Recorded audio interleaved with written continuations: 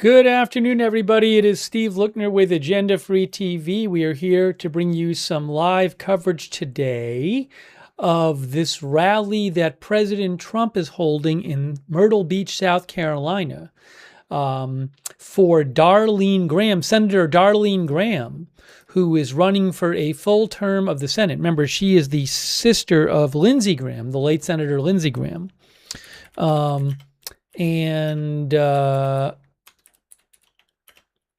Give me a moment here. The there is a runoff coming up for the Republican nomination. That is in 4 days.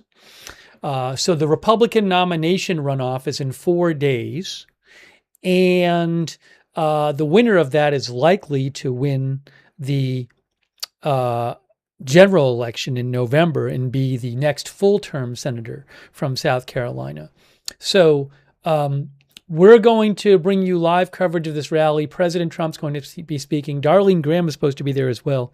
And we're going to take your comments and questions on the air and maybe talk about some other stories as well.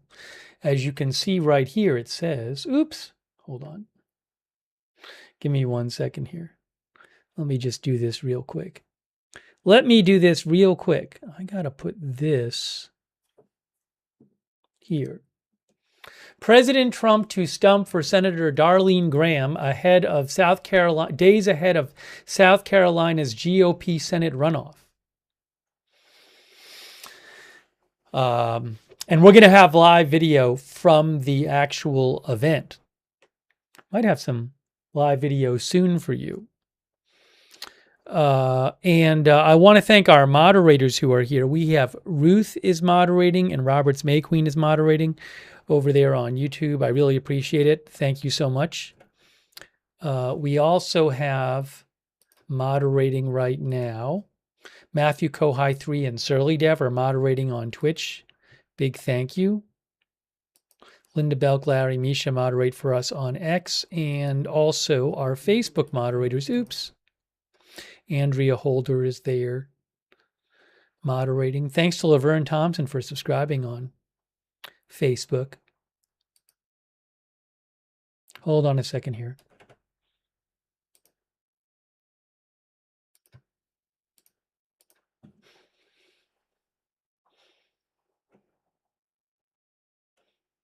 Okay, now,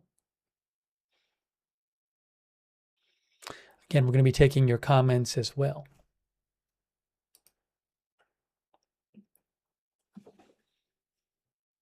Oh, and a quick thank you. I want to thank a couple people before starting. Stephen Roberts, very kind of you. I really appreciate your support, Stephen Roberts. Very generous of you. Also, Stephen gave 20 people memberships in the YouTube chat. So if you did get a membership from Stephen, please thank Stephen Roberts for your gift membership. That was very nice of Stephen. Thank you, Stephen. Really kind of you. Also, Sparky the Human gave 20 people memberships. So if you got a membership from Sparky the Human or from anybody else, please thank them for the membership. Thorn Ravenstar, thank you so much, Thorn, for your support. Very kind of you. Good to see you, Thorn. Thank you, Thorn. It's very nice of you. Also, our members, Sharon Goslin, C. Chase, thanks for being a member. Crazy and KY, thanks for being a member. And also, Sandra's 42 Library, thanks for subscribing over there on Twitch. Now, I will keep my eye on South Carolina. You can see here, AP says President Trump, he's already traveling to South Carolina to make a last-minute appeal for Senator Darline Graham, his chosen candidate to replace her brother, the late Senator Lindsey Graham, ahead of a Republican runoff next week. We might cover live the Republican runoff next week. I'd like to. Hopefully, if everything works out, we'll give you live coverage of the Republican runoff next week. Voters will decide Tuesday whether Darline Graham or Representative Ralph Norman will be Republicans' nominee on the November ballot. The Myrtle Beach rally is the sort of campaign trail occasion that Trump hasn't done as much of this year compared with past midterms. making it a signal of the importance he is placing on a win for his pick. Well, one might also argue that he's doing it because he wants to be loyal to Lindsey Graham. I don't know. Maybe he has multiple motivations for doing it. But it is also an opportunity for the president to wade into friendly territory ahead of the midterm elections that leave his party's control of Congress hanging in the balance. South Carolina has not elected a Democrat statewide in decades. Its House delegation has only one Democrat, and Trump's own victory in South Carolina in 2016 in the presidential primary helped propel him toward the nomination and ultimately the White House. And there was also something else that's gotten a lot of attention in this race is earlier this week, Darline Graham was asked in a debate about a question about Taiwan and the South China Sea. And she had said as a reply that, I want to get her reply correctly. She said, national security is not my thing. I'm not that informed on national security. So that got a lot of headlines. We're going to take some of your comments on the air, but hold on a second here. Let me just pull this up.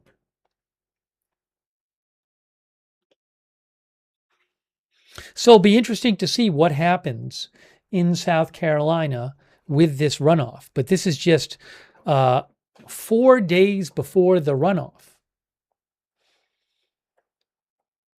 And again, we're going to have live video for you.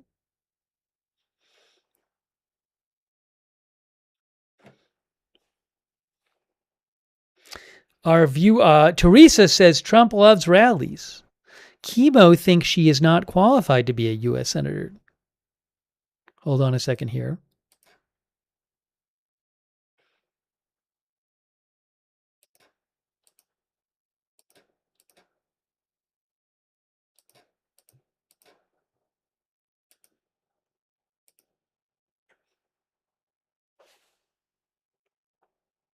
And remember, the midterms are only about 2.5 months away. It's getting closer.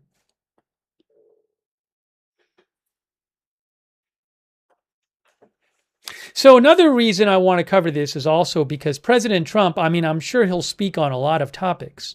So I would assume he'll talk about the war in Iran and all kinds of other things. So it'll be interesting to see what he has to say on various topics today. You never know.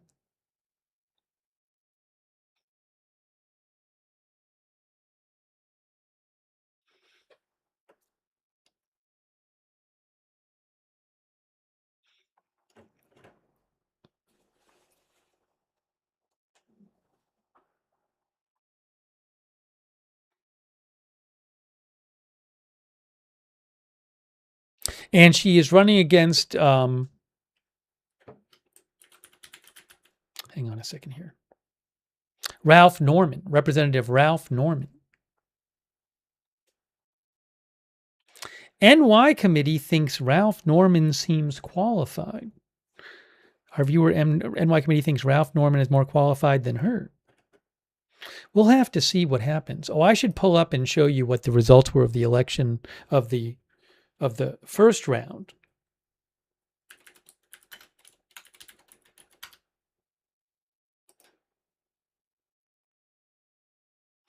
I'll pull it up here on DDHQ votes.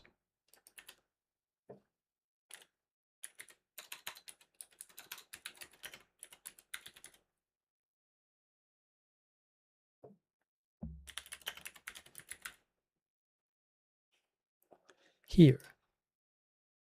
So this was the first round, the first round of the primary. There's now a runoff, but you can see the top two were Darline Graham and Ralph Norman. But she got 32.7%. So, you know, if either of them's going to get over, I mean, somebody's going to get over 50%, but both of them have some work to do because, again, 32% for Darline Graham, 24% for Ralph Norman. Now, I believe, hold on a second here, something else I want to mention.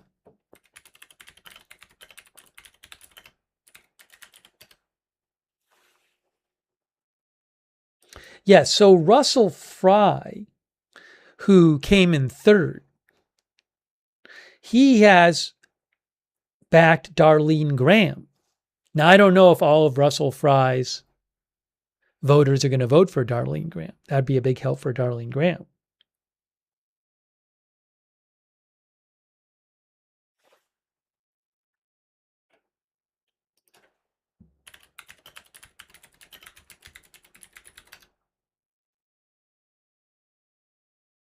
And Mark Sanford, who came in fourth, he endorsed Ralph Norman.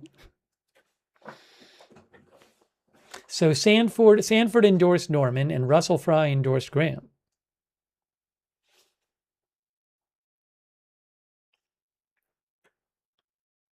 Again, we're going to have video from the rally.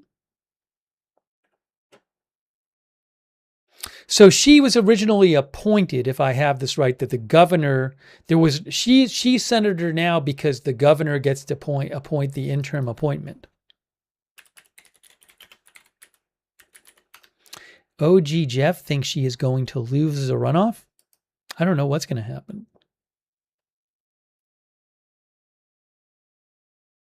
Yeah, she was appointed by the governor when her brother died.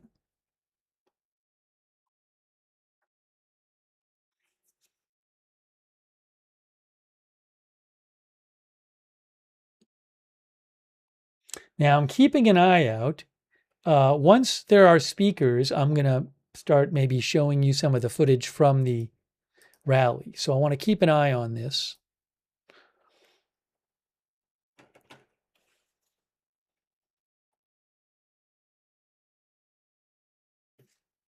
Oh, hold on. Somebody's speaking. Let's see who's speaking here.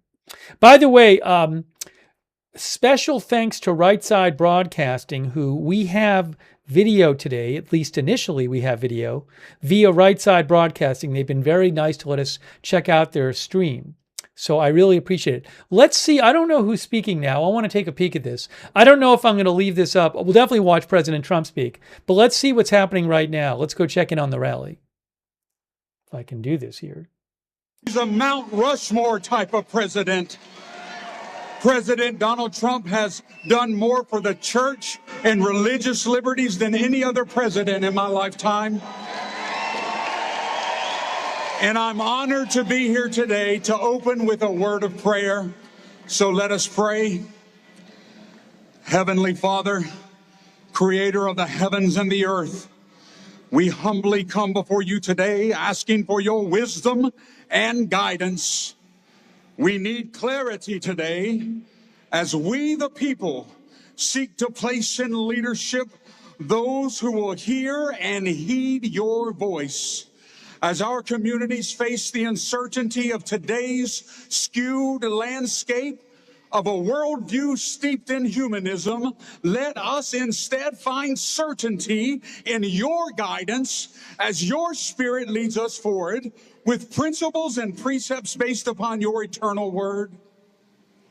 Stay the hands of those who would attempt to bring darkness to the shores of this country that continues to be a shining city on a hill that lights the path, pointing the world to hope, pointing the world to a more excellent way, pointing the world to you.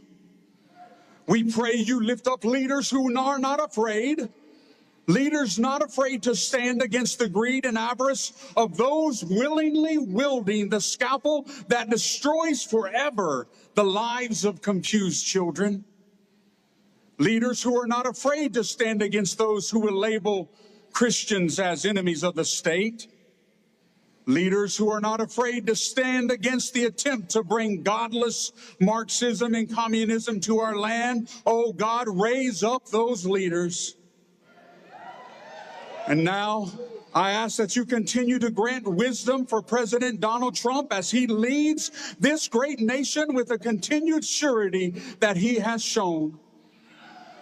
I ask that you would guide and lead Senator Graham as she navigates the halls of Congress, as she navigates the tumultuous waters of the world of politics, as she navigates the relationships that she will need to accomplish what you desire in this world through this nation.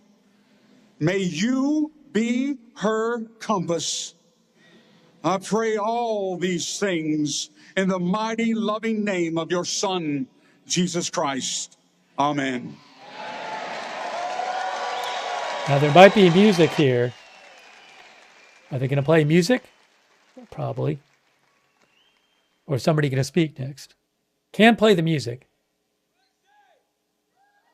Hold on. Let's see. Let's see. Thank you again to Right Side Broadcasting for letting us use their video. I really appreciate it. Please welcome Captain U.S. Navy retired Jerry Robner to lead us in the Pledge of Allegiance.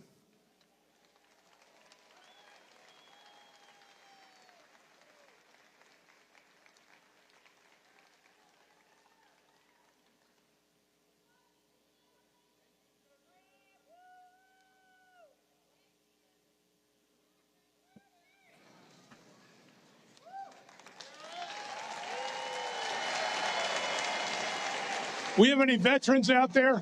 Any veterans? Is this the greatest president we've ever had for veterans? Please salute with me to the Pledge of Allegiance if you're a veteran. Thank you.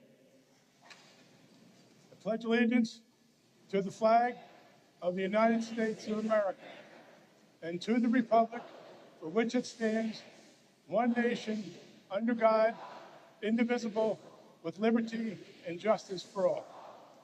Thank you all. Thank him for his service and all veterans.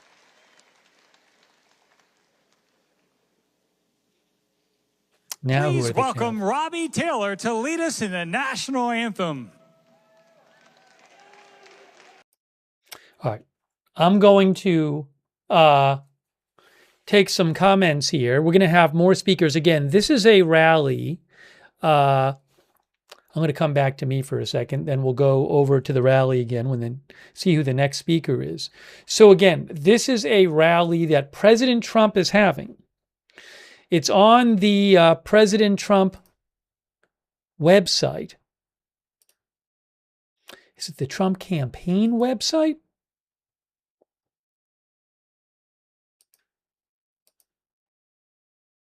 GOP.com. It's on the GOP.com website.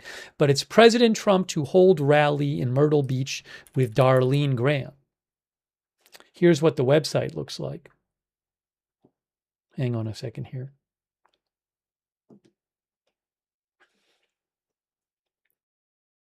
So President Trump going out to campaign for Lindsey Graham's sister. The runoff election is on the 25th, Tuesday. And Tuesday? 1, 2, 3, 4. Yes, Tuesday. And we are going to show what President Trump says. He might speak about all kinds of things tonight. We'll see. Well, I'm interested to see if he says stuff about the war, about Iran. And Darline Graham's going to be there too. So I appreciate everybody being here and looking forward to bringing you coverage. Jay Mala thinks this is a litmus test for the midterms. Let's see if somebody is speaking next. Hold on a second here. Got to make sure I'm not getting music. Nominee for South Carolina's 1st Congressional District, Jenny Honeycutt. All right. Hold on. I can't play the music. So this is a Republican congressional nominee, I believe. I think they said Jenny Honeycutt.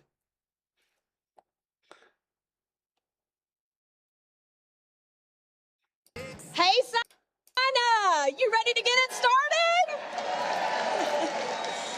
My name is Jenny Costa Honeycutt. I am a proud, lifelong Low Country resident, a wife, a mom, a small businesswoman, an attorney, and a girls sports coach.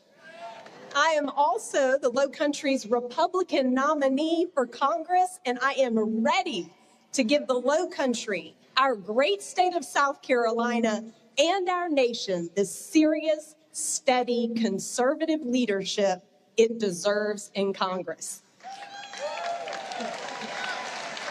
I am honored to be here today to support a fellow volleyball mom and strong advocate for everyday South Carolinians, Senator Darline Graham. Senator Graham, just as I am, is committed to waking up every day ready to fight for our families, our values, and the future of the state we love, fighting for common sense. If you agree common sense is worth fighting for, let me hear you make some noise. Common sense is why our republic exists. Thomas Paine wrote a pamphlet called Common Sense, and suddenly a group of tentative colonists were inspired to be brave enough to declare independence. Common sense is a source of courage. But today, the radical left is trying to erode common sense. The left opposes the Save America Act, which Senator Darline Graham has co-sponsored. The act would ensure only American citizens can vote, and it would protect election integrity. The left opposes President Trump's working family tax cuts. They oppose the president's tax cuts on tips and overtime. They have allowed their party to be taken over by socialists who want to weaken our military, weaken our law enforcement, and weaken our communities. We cannot let this happen. We must win in November, and we must fight for common sense. So I need to ask you, do you think it's common sense that biological males do not belong in girls' sports? Good. As a former college athlete and a girls' sports coach and a mother, I know our daughters deserve fair competition, safe spaces, and the chance to succeed on a level playing field. President Trump and Senator Darline Graham and I will go to protect women's sports and never apologize for saying so. Second question, do you agree that it's common sense to stand firmly with the men and women who wear uniform and protect our nation and local communities? As the daughter and granddaughter of veterans, I know all who wear and have worn the uniform deserve the best resources and a country that has their backs. Like President Trump and Senator Darline Graham, I stand with our troops, our veterans, and their families every single day. Last question. Do you agree it's common sense to let hardworking people keep more of what they earn? The president's historic tax cuts, particularly those who earn tips and overtime, that Senator Darline Graham also strongly supports, are game changers for South Carolina's hospitality workers who work long hours to keep our economy booming. They also help our law enforcement officers, firefighters, and other first responders who put in the overtime to keep us safe.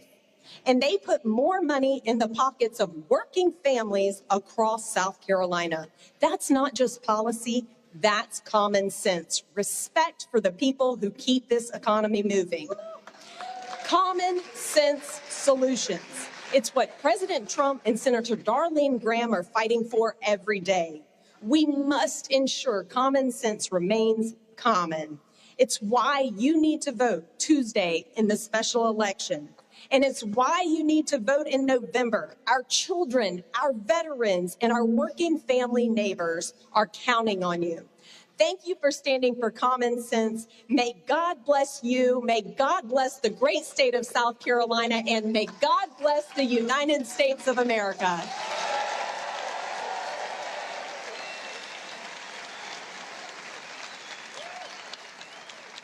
That was Jenny Costa Honeycutt. Who is next? We'll see.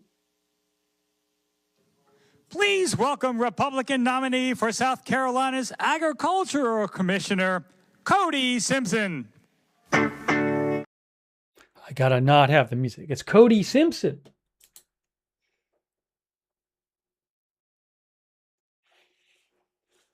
See what he has to say.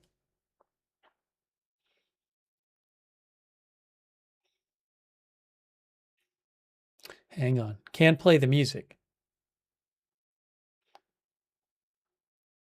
Hey crowd, this is America. I wish you were standing right here to see all my wonderful friends and family.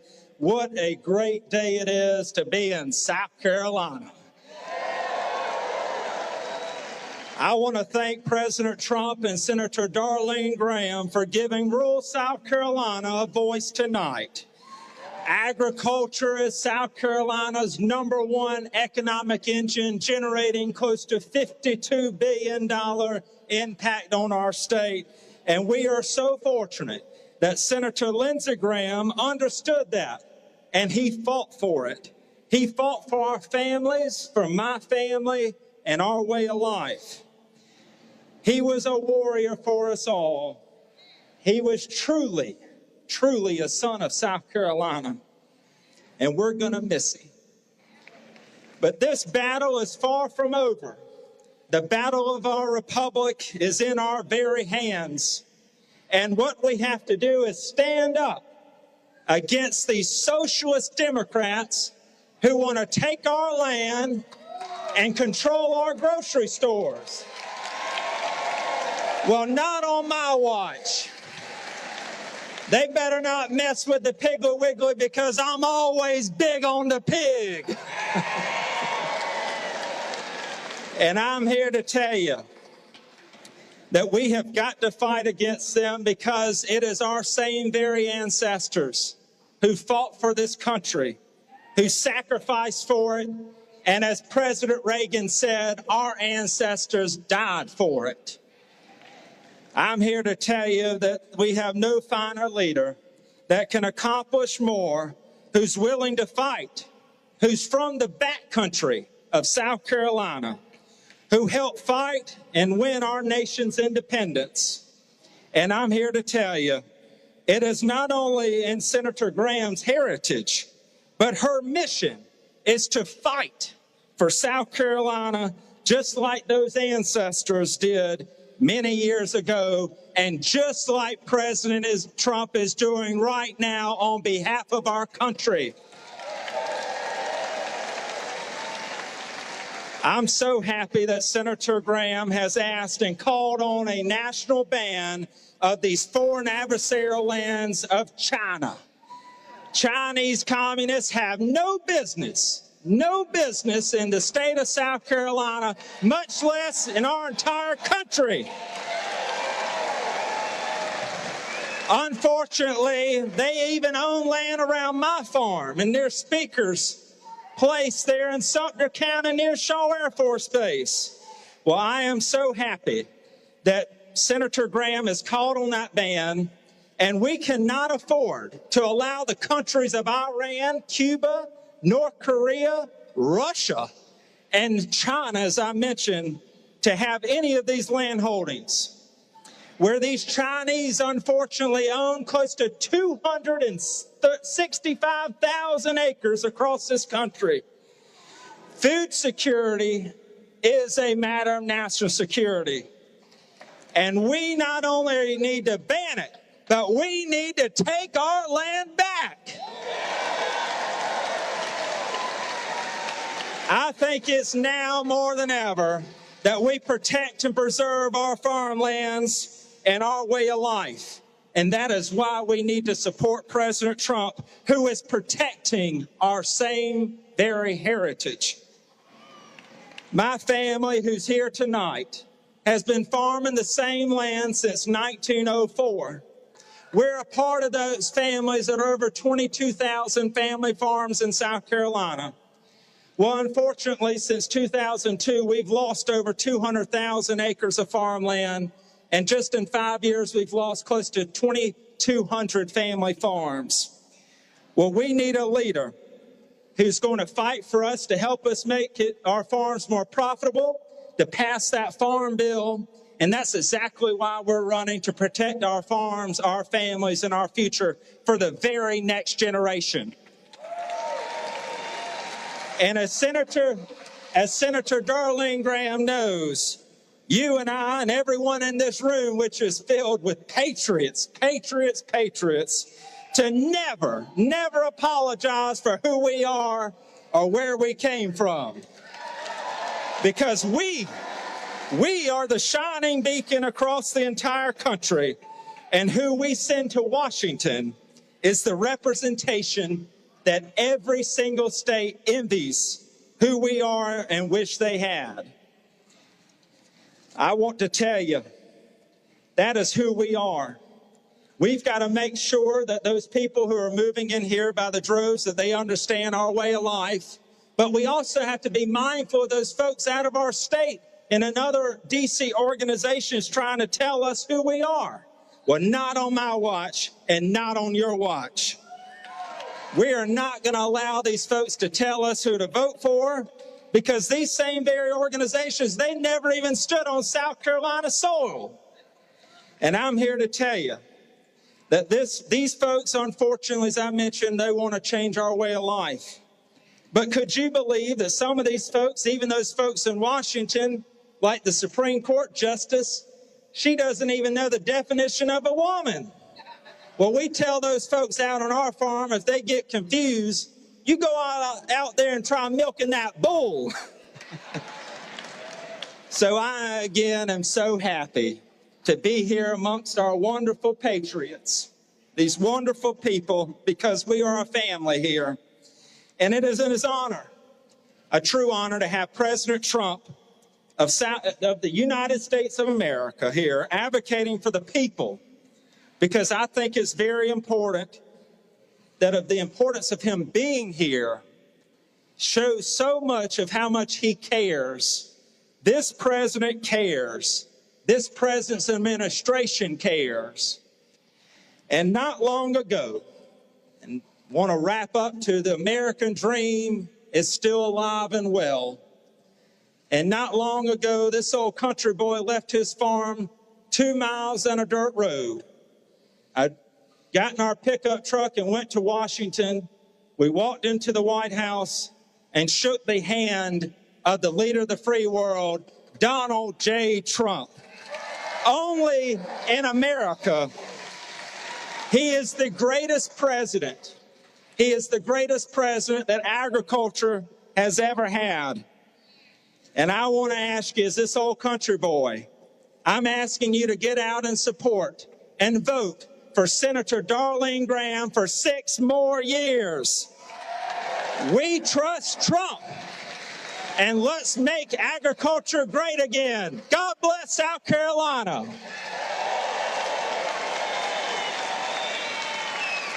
All right, that was Cody Simpson. Cody Simpson. Who is going to be next? We'll see. Please welcome United States Senator from Wyoming, John Barrasso. Senator Barrasso. Senator Barrasso is here. Appreciate all of you joining us. President Trump is coming up, as is Darline Graham. Appreciate you all being here. We're going to have some time to take some comments from you, probably before Trump speaks, I would think. There's usually a little break in there. All right, let's listen to Senator Barrasso. Well, after the killer stops playing. Wyoming and South Carolina and Wyoming have a lot in common because both states are very, very conservative.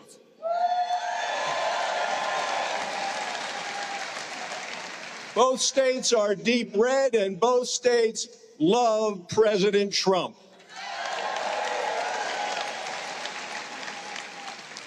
I'm here supporting Darline Graham for the United States Senate, and as you know, Election Day is Tuesday, and I'm asking each and every one of you to go out and vote for Darline. If you haven't already, vote for her on Tuesday.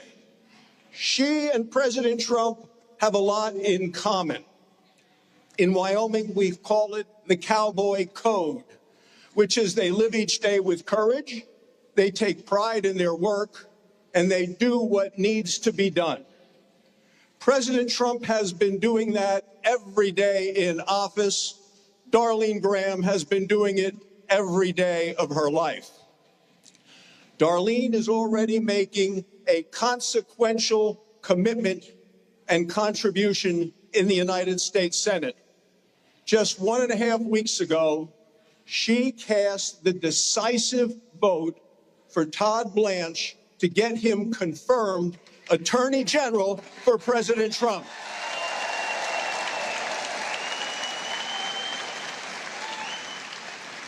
The vote was 50-49, and as the newest senator, she was vote number 50.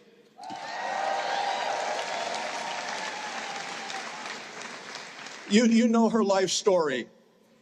She was raised behind the bar, the pool hall, the liquor store. It is a hard life, a tough life, hard work. And then at age 11, she lost her mother. 16 months later, she lost her father. That tragedy would have set some people back forever.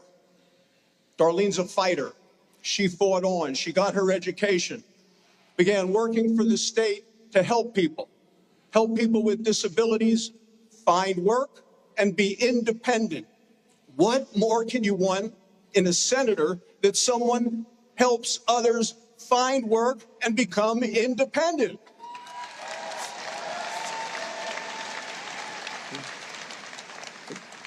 You know the history of this state. You know that the backbone of American liberty came from South Carolina.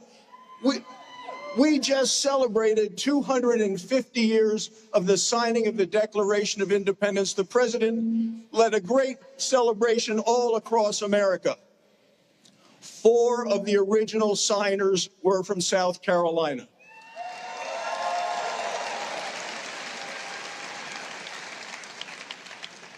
The youngest, 26 years old, Edward Rutledge, was from South Carolina.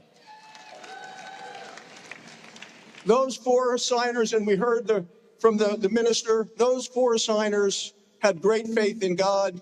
They talk about the creator of the Declaration of Independence, endowed by our creator, certain unalienable rights, life, liberty, the pursuit of happiness. They fought for our freedoms and our liberty. And when those 4 from South Carolina signed it, the last line says, "We pledge to each other our lives, our fortune, and our sacred honor." Well, when the British came into South Carolina, they captured them. They put them in prison for 14 months. They suffered mightily.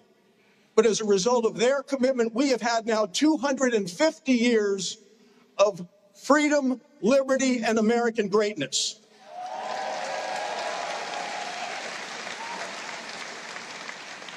And that's what's at stake in this election in 2026. The Democrats have been nominating people so far to the left, they're making promises.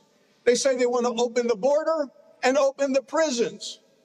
They want to raise everyone's taxes here to pay for health care for illegal immigrants. They want to end the military.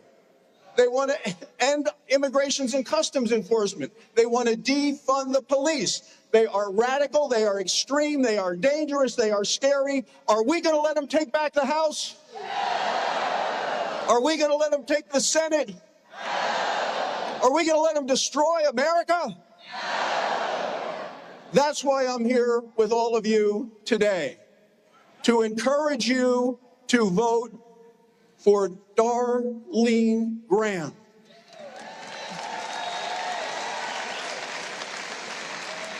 She has spent her whole life working for people in South Carolina and to improve this state. Tim Scott, who is an incredibly mature, experienced, respected voice all around the world. He needs a partner. He needs Darline Graham.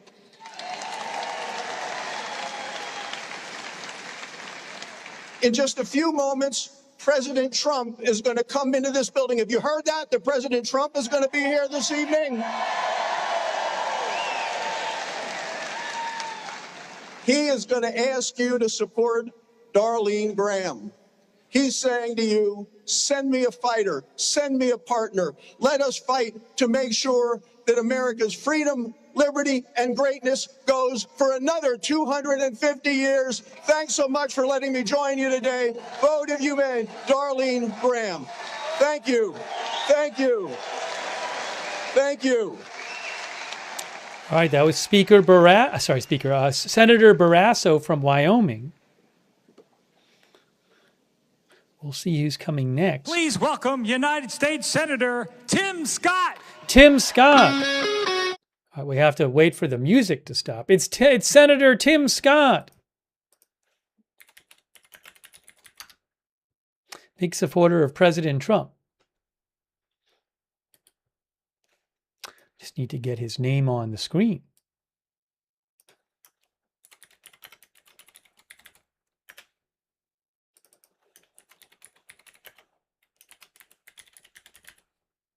Appreciate all of our moderators here. Oh, Tim Scott is dancing. He was dancing. Let's see, is the music over yet? Let's see. I said hello to Myrtle Beach. I love it. All right, I got two questions for you. First question, how many of you love Jesus? Oh, yeah.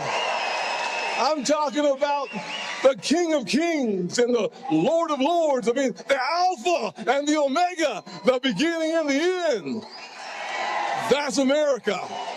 America was founded upon Judeo-Christian values, and we should stand until the cows come home for America. And my second question, how many of you thoroughly and completely support the President of the United States, Donald J. Trump?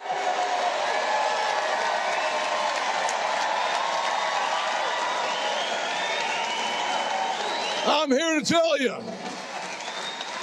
tell you, we as Republicans need to unite behind President Donald J. Trump every day and twice on Sundays.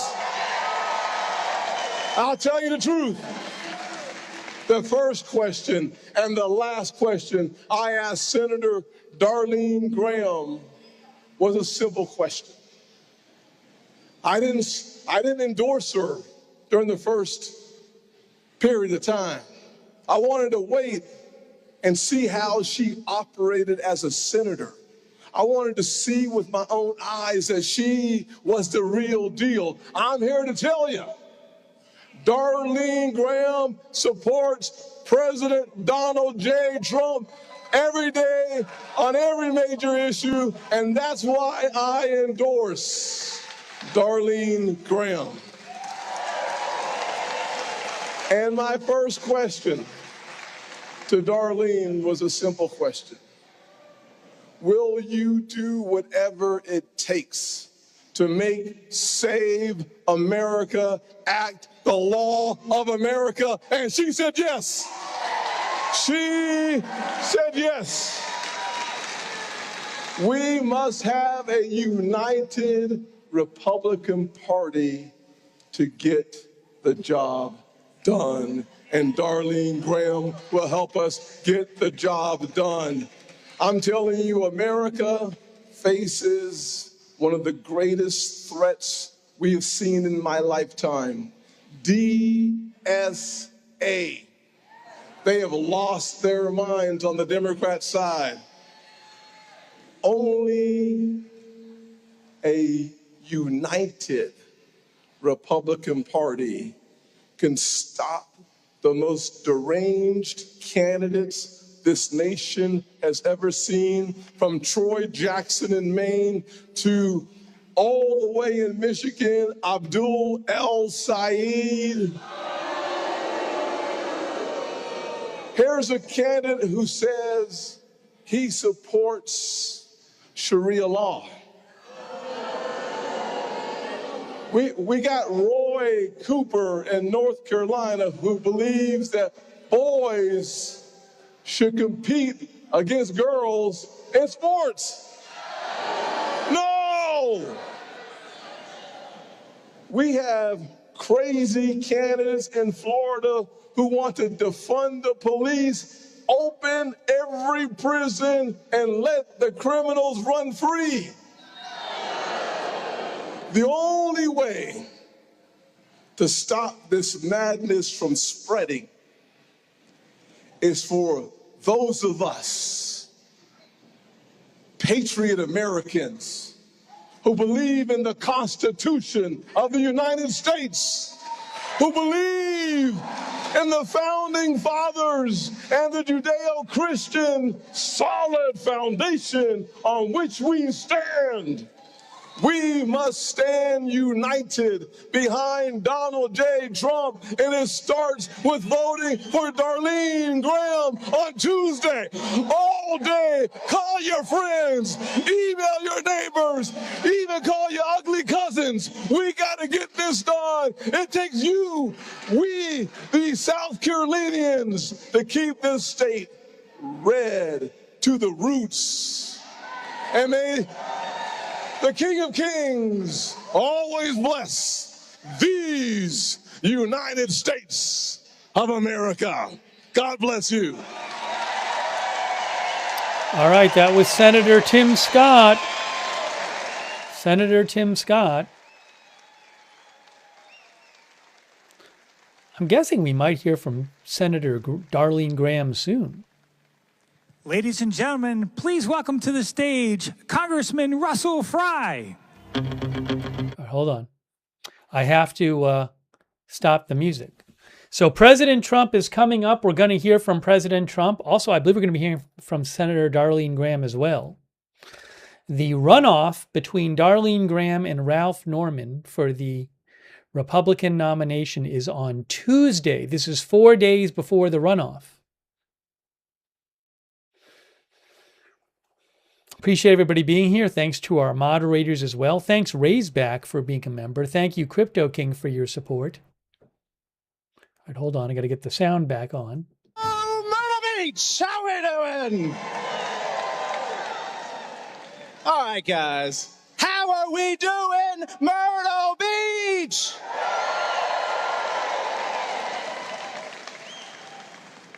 I think we got a crowd here, guys.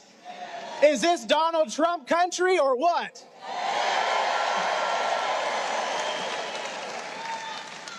You know, I've been traveling all over South Carolina lately, fueled by adrenaline, Celsius energy drink, and I'm reminded of a few things. First, South Carolina is the greatest state in this country. Can I get an amen? Second, it's always good to be home because Washington, D.C. is just a little bit crazy. And third, those of you who live here know traffic on 501 is a little slow, but Congress is a little slower. Speaking of roads, don't you think that we need to build more roads in South Carolina, like I-73? Are y'all ready for that? But there's a sweetener, because the road was just renamed for our favorite president, now known as the President Donald J. Trump Highway. What do y'all think about that?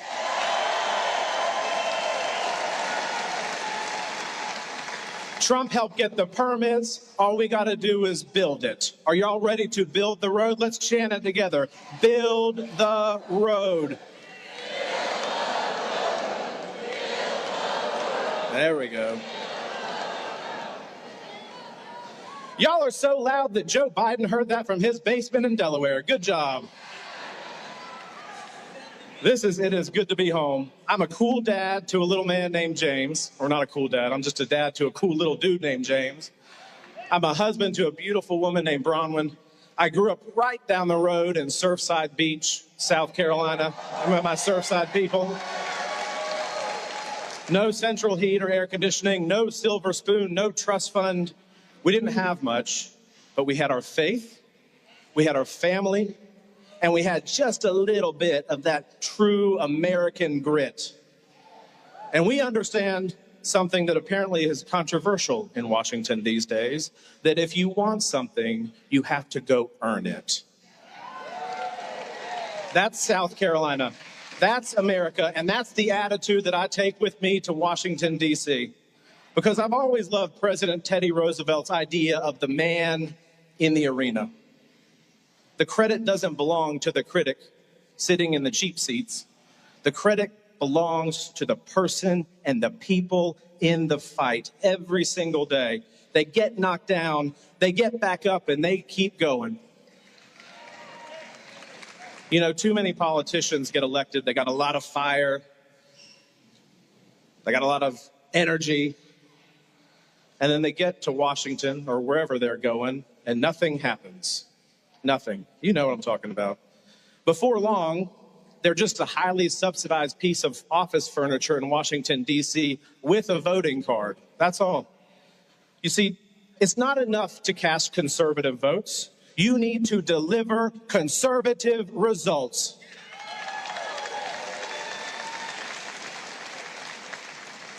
You know, this year, I worked on a bill on human trafficking. It's a terrible injustice in our country and around the world. And I stood in the Oval Office as President Donald Trump signed a very consequential human trafficking bill that I had authored.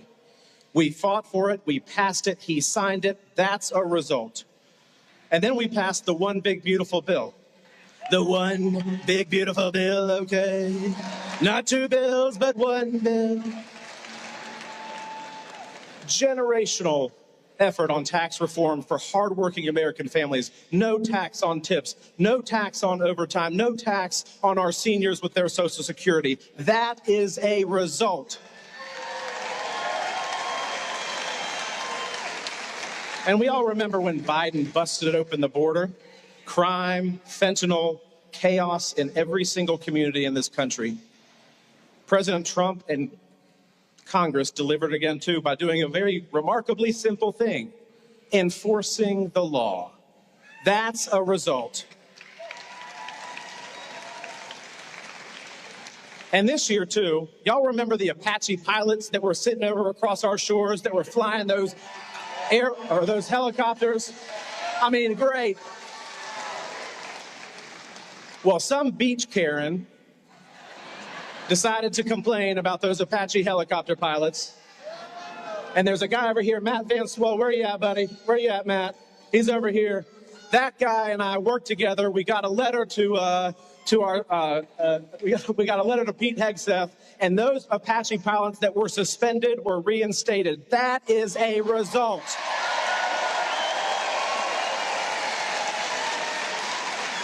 So yes, conservative votes are good, but conservative results are better. Don't you agree? You know, a couple years ago, when I decided to get in the arena, our Republican Congressman, Tom Rice, decided to impeach our Republican President, Donald Trump. Y'all remember that? And the Washington establishment said, don't do it.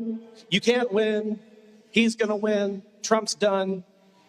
But we got in the arena anyway, and you fought with me. And as the president likes to say, we fried some rice. We fried a lot of rice that day. So good.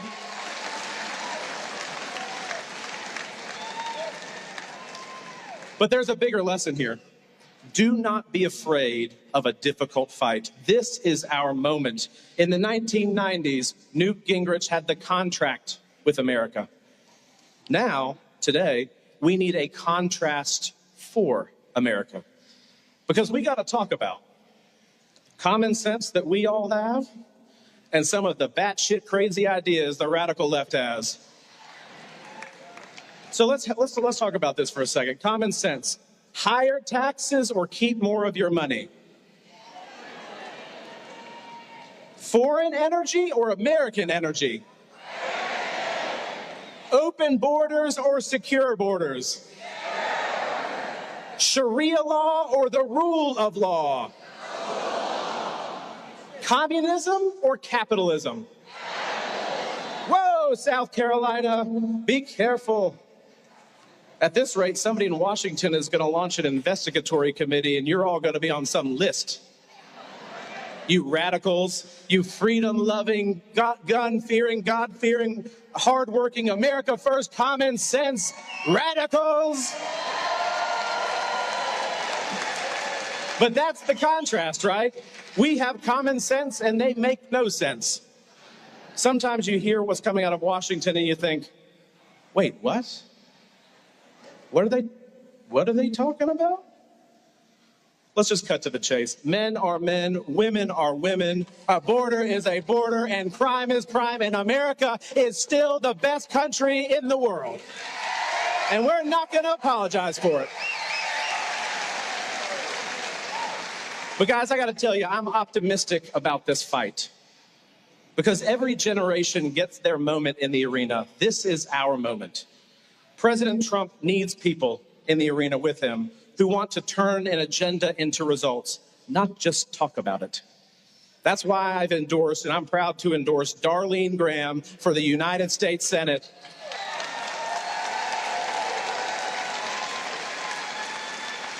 You know, Darline and I were competitors. I wanted to win. We fought hard. We fell a little bit short. But campaigns are temporary, and the cause is much bigger than a campaign. Darline understands the struggle and perseverance of working families because she's lived it. A focus on you, the hardworking families of America, is actually quite refreshing.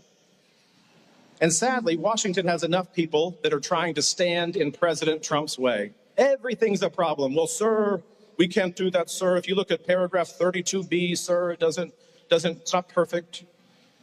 Darline is not doing that. She's asking, how do we get this done? Are y'all ready to get this done? She wants to work as a team. Don't y'all think conservatives should work as a team? Yeah? Yeah. President Trump needs a fresh voice focused on working families. Washington has enough excuses. Darline is ready to be part of that solution. So on Tuesday, let's get to the polls, drag your friends and neighbors. It's hot outside. Give them a bottle of water. Give them a margarita. Don't drink and drive, though. And get to the polls and vote for Darline Graham.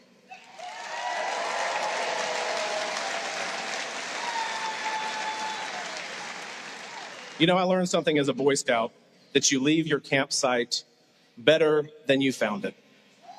That's a pretty good rule for all of us in this room, that you leave your community better, your state better. And when our time in the arena is over, we leave America stronger, safer, freer, and more prosperous than we found it. So South Carolina, let me ask you, are we going to sit on the sidelines? Are we going to get in the arena? Are we going to fight with everything that we have? And will we rise to the occasion and leave America better than we found it? Then let's get to work, South Carolina. We got a lot of work to do. God bless you. God bless South Carolina. And God bless the United States of America. All right, that was Russell Fry. Now they're playing some music. Now, President Trump's supposed to speak in about 40 minutes. But I don't know. Darline Graham, I believe, is supposed to speak too. I don't know if she's going to speak after him or before. We'll have to see. I can't play the music. So I'm not sure. I don't know what the schedule. I don't know if there's another speaker coming out now or they're just going to wait until President Trump speaks. We'll have to see. We'll take some comments from you guys. So hold on a second. Somebody's speaking, it looks like. No, they're putting the speech on the prompter. Look, they're adjusting the microphone. Okay, the guy put something on the podium. Maybe President Trump will come on early. The schedule from the White House said it was estimated around 7 he would speak. Maybe he'll start early. Actually, I think the official schedule said 7. Maybe somebody else is speaking right now. I think the official webpage said 7. Yeah, I'm looking at the webpage on events.gop.com. Doors open at 3. Event starts at... Oh, Darline Graham is here. Hey, it's Darline Graham. All right, we're going to watch Darline Graham speak, guys. There she is. I can't play the music, but when she starts speaking, I'll turn the mic, I'll turn the sound on. Huge thanks again to Right Side Broadcasting. Really nice of them for letting us use their feed. Thank you, Right Side Broadcasting. Much appreciated. There is Senator Darline Graham. Look. Whoa. I can't play that music. She's dancing. She is dancing to the music. She is dancing to the music. She's getting into it. She is getting into it and dancing. She is really getting into it. She's getting way into it. Sorry, I can't play the music, but that's the way it is. Thank you. Good evening, South Carolina. Thank you for being here. I appreciate you so very much. And first, I want to begin by saying thank you for your prayers for our family. They mean more to me than you will ever know.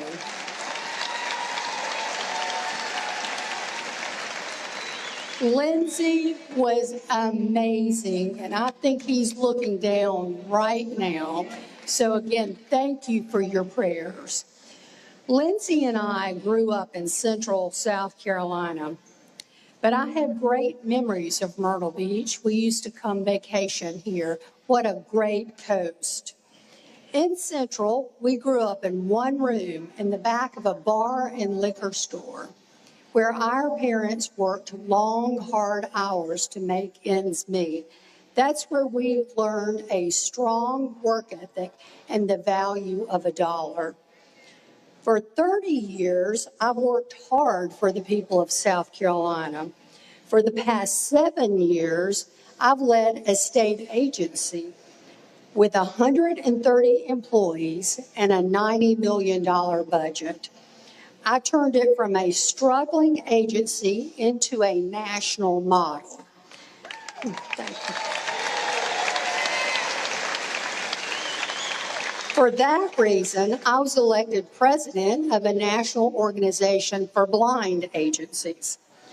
I've served on our state's Workforce Development Board, preparing South Carolinians for jobs of tomorrow. Now, the critics say I shouldn't run for the Senate.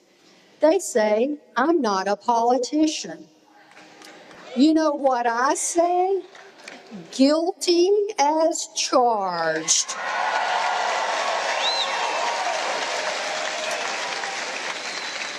And by the way, President Trump had never served in an elected office before, and I think he's done a damn good job.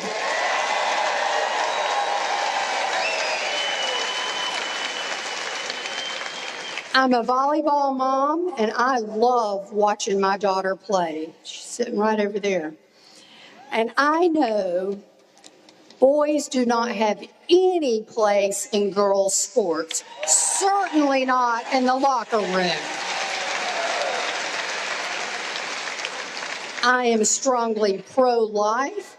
Every life is precious, and I'm honored to be endorsed by Susan B. Anthony, Pro-Life America, and the National Right to Life Committee.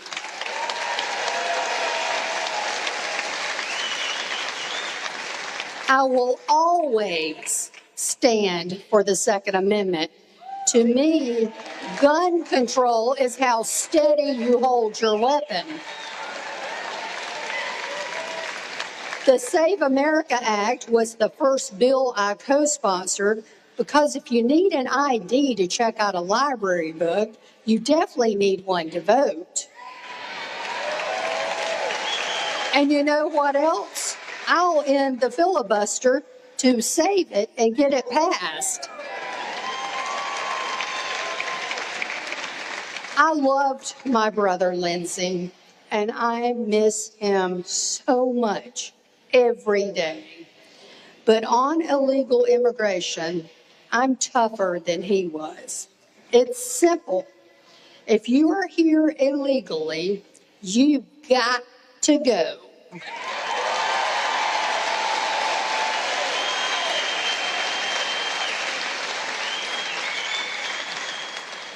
For the past 2 years, President Trump has been cleaning up the Joe Biden immigration mess, and I will stand with him. I will have President Trump's back 100%.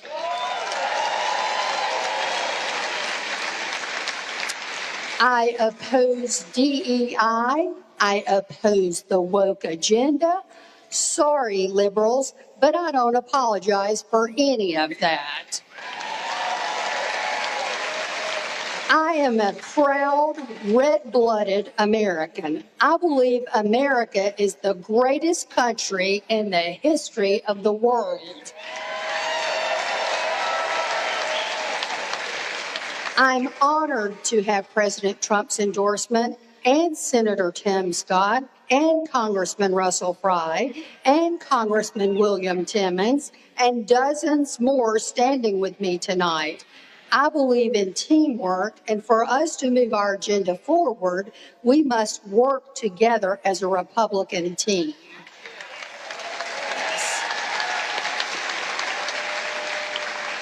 And I am so very blessed that Lindsey's staff is going to stay with me. They are like family to us. They are the gold standard when it comes to constituent services for the people of South Carolina. Wouldn't y'all agree? They are amazing. Now, my opponent and I have some key differences. So I was in Washington for only 2 weeks before I passed the Russia and Iran Sanctions Act through the Senate. I then passed the deciding vote to confirm President Trump's Attorney General, Todd Blanche. Simply put, I've done more in 20 days than Ralph Norman has done in 20 years.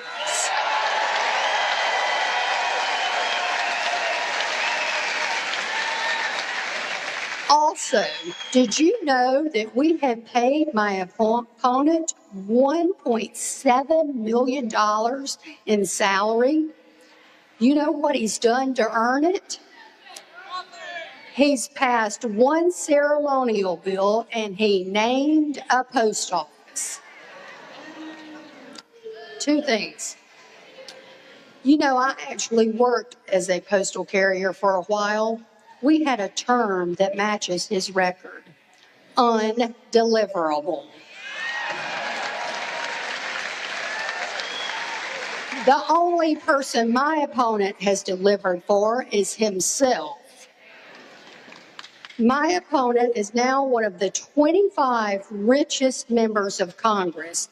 He got richer in office, $13 million richer.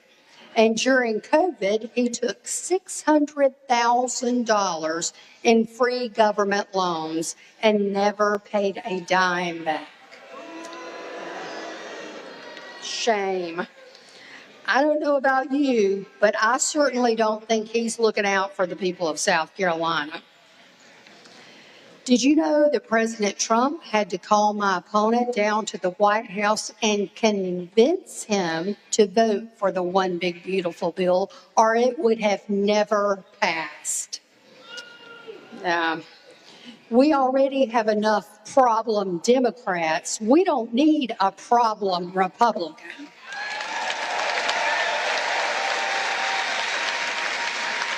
And that's not all, folks. Earlier this week, my opponent made a few surprising statements.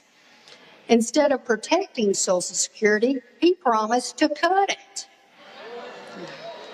And illegal immigration, he said, and I quote, we've got to have a pathway for illegal immigrants. I believe there's a word for what Ralph Norman is describing: amnesty. My position is simple. If you are here illegally, your pathway is to go back.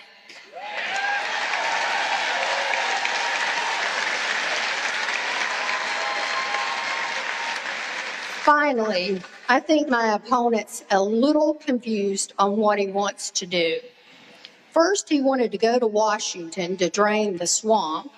Then, after a decade, he wanted to come back to South Carolina to run for governor. Then South Carolina rejected him. Now, all of a sudden, he wants to go back to Washington. He has run for office 14 times, always chasing the next office. You know what that's called? Career politician. I am many things: a problem solver, a mother, a leader, but I am not a career politician. I will take the South Carolina conservative values I learned in the back of that liquor store and beer joint with me to Washington. South Carolina needs a fighter. I will fight like hell against the Democrat socialists trying to destroy this country.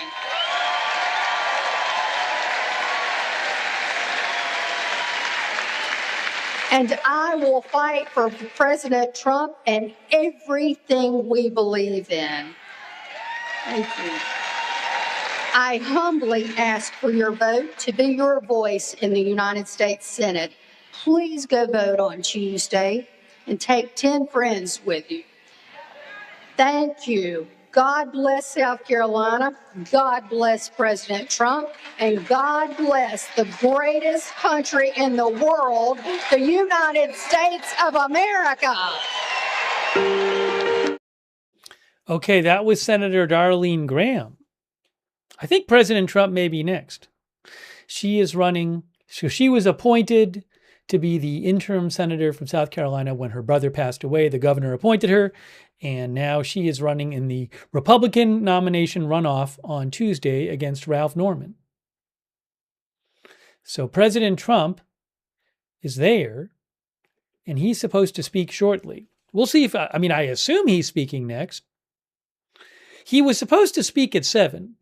Now, I don't know if anyone else is going to be speaking after Darline Graham. We'll have to see. So we may have a little time to discuss.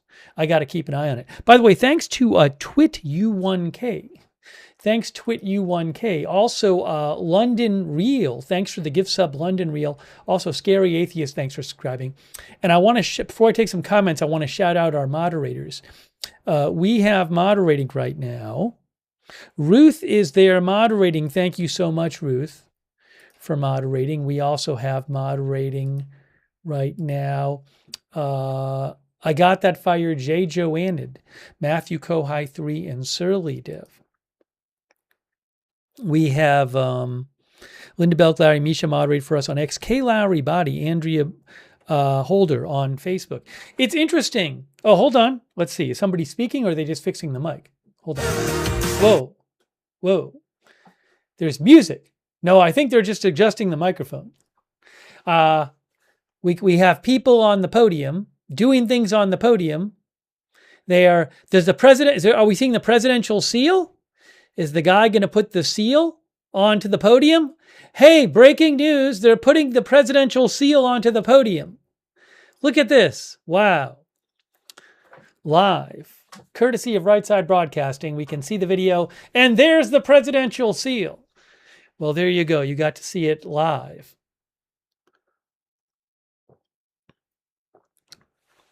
It's there. President Trump coming up. I'm hoping to cover the runoff election on Tuesday night.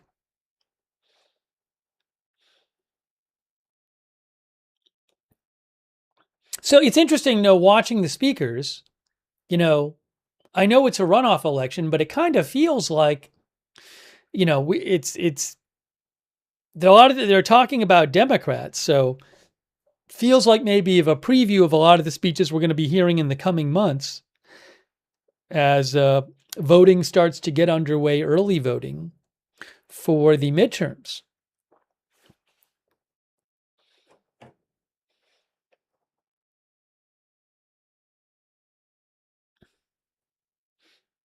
So interesting to see that. We'll have to see what President Trump has to say. Is he going to talk about Iran? I don't know. Hold on a second here. Thomas Doyle Burke thinks Trump's going to speak for an hour and a half. I have no idea how long he's going to speak. It's a good question.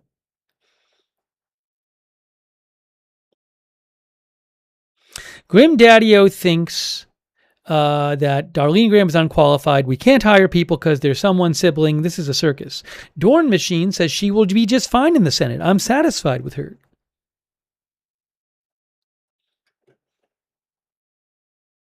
Frank in the Box thinks it's going to be 2 hours. Hang on a moment here.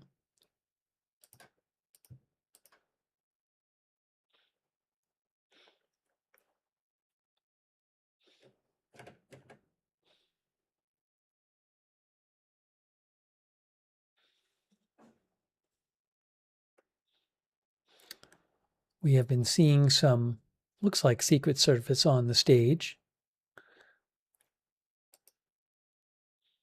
See if I can get you a little more background here.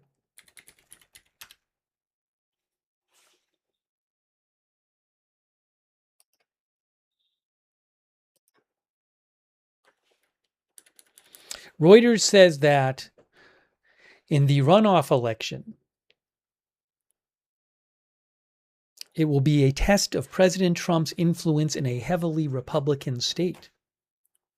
Now, I don't know that it's just a test of Trump's influence. Maybe some voters there don't care what Trump says, and they want to decide who they like. I mean, I don't know. I'm sure different voters in South Carolina put different weight on who Trump recommends. We'll have to see. But Trump, I mean, he supported Darline Graham earlier, and she got 32.71% in the first round.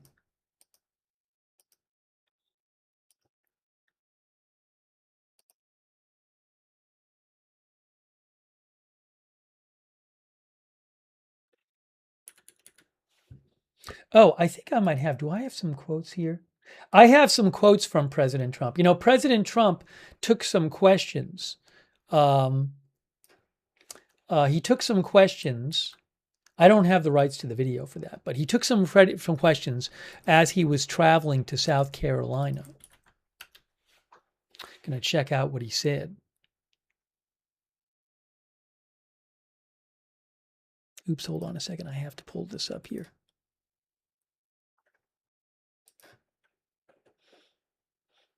As we wait for President Trump to speak. Transcript.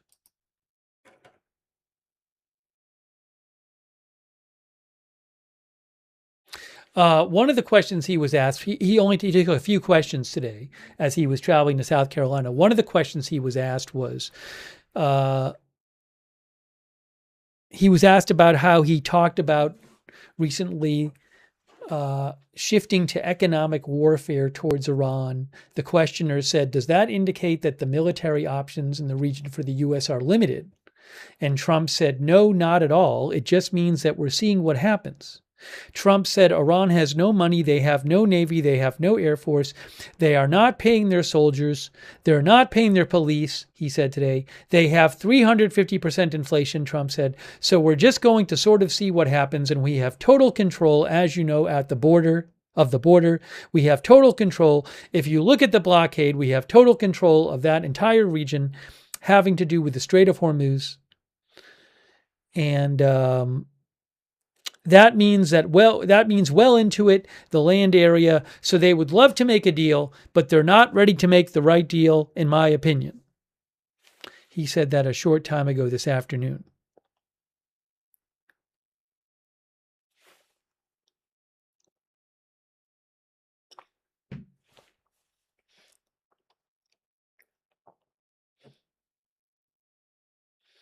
The Bearded Texan says, we've been hearing that for 6 months. We aren't any closer to anything than we were 6 months ago. That's what the Bearded Texan thinks. I'm guessing he might talk about the war in this speech.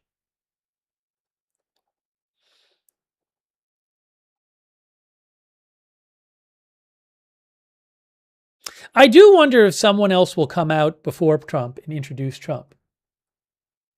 That might happen. Tony Langley thinks Trump will speak for at least 90 minutes. Thomas Doyle Burke thinks he'll talk for over an hour.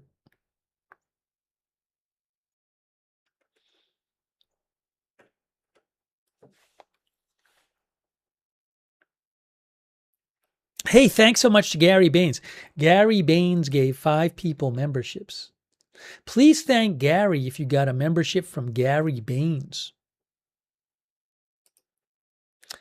Thanks, Gary. Thanks also to all of our Twitch subscribers over there on Twitch, people like Guy from the 207, Simp Nasty, Justin D. Winters, Great Cornholio, Zing Dingaling, Pre-Breakfast Banana, Clobby,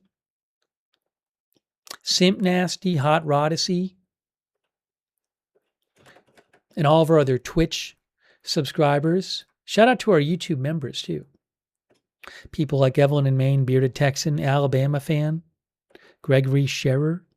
Watching now, PVC Swede, Thomas Doyle Burke, Evelyn in Maine, Tony Langley, Cosmic Brownies, Weary Patton, WTF over 2. Thank you. Thanks, Justin D. Winters, for the bits on Twitch, too. Wild0110 says, I love Trump's speeches.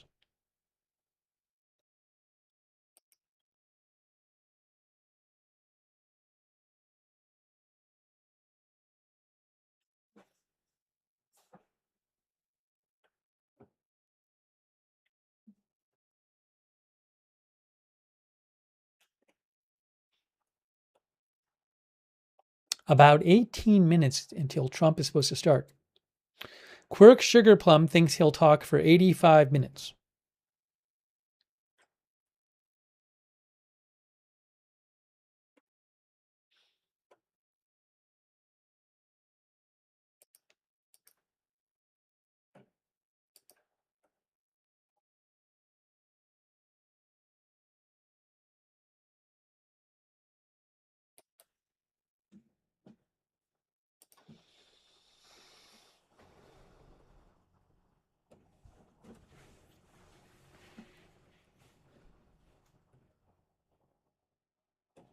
Appreciate everybody being here today for our coverage.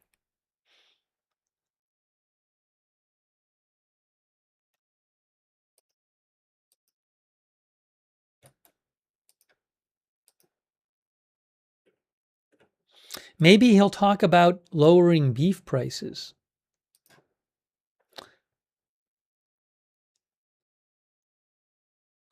You can see here, let's see if I can sneak this on the screen for you.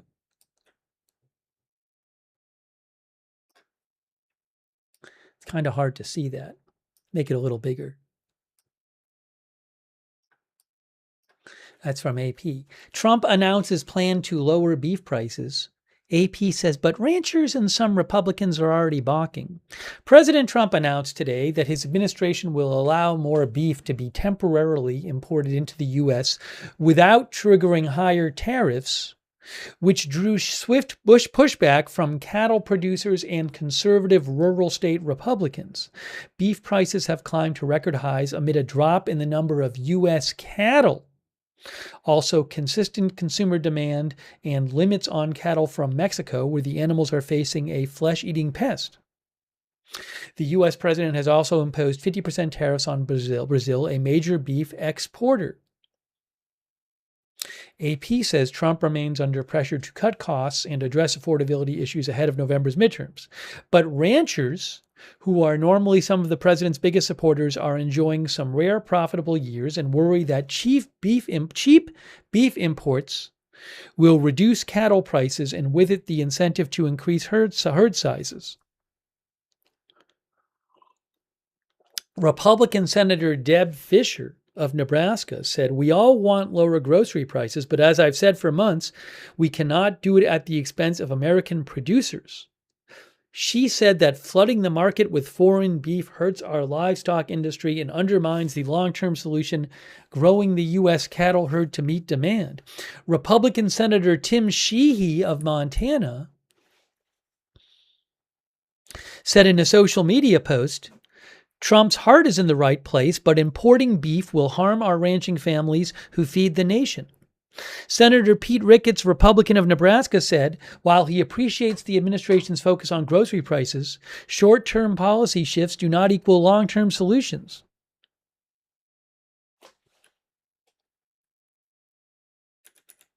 I don't know if President Trump is going to talk about this. Frank in the box says, "Where's the beef?" Paul Grogan says, 2 12-ounce ribeyes cost me $64 today.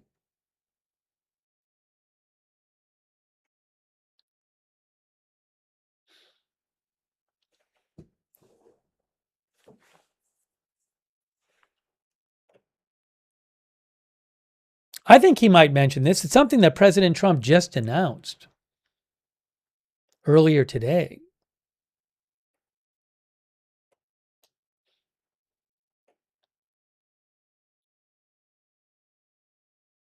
Democracy R3N is watching from Belgium. Big Glock says, "Make the Big Mac great again."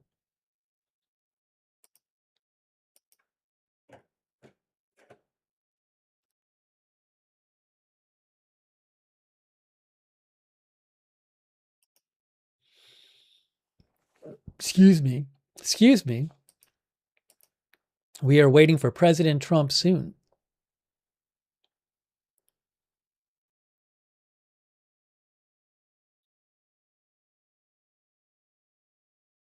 If you're wondering about Brent crude oil price, it is now $93.59. Up a little bit in the past day. According to TradingView. Well, it depends on how you define the last day. Their trading day starts, I think, at 6 p.m. Oh, no, the market's closed now. Yes. Just 47 minutes ago, I believe it was, the oil market closed for the weekend. So it closed at Brent crude 93.59. Diesel has gotten a bunch higher.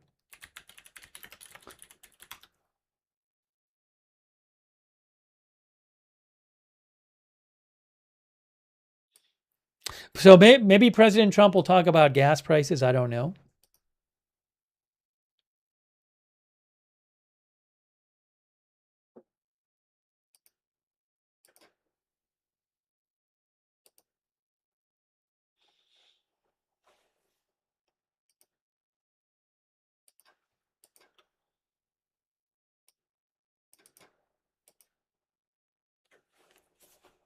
Yeah, hold on a second here.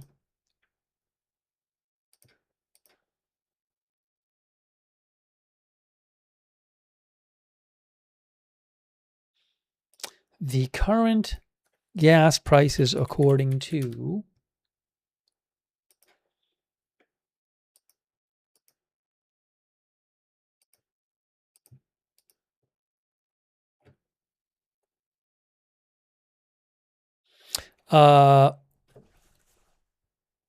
AAA says that the current gas price average regular unleaded, right? Regular is roughly $4.11, 410.92. So roughly 411. They say a year ago it was 313. And then diesel right now is is 557 roughly. And a year ago diesel was 369. So 369 a year ago, 557. Now that's diesel. And diesel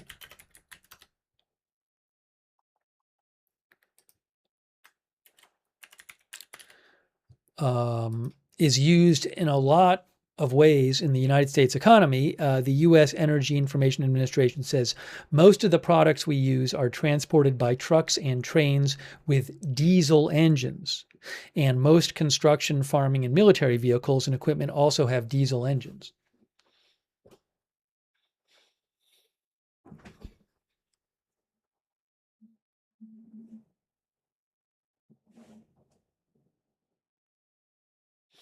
Red Girl says, can't wait for the heat bill. Who knows? Maybe the war will end soon. Maybe prices will go down a lot.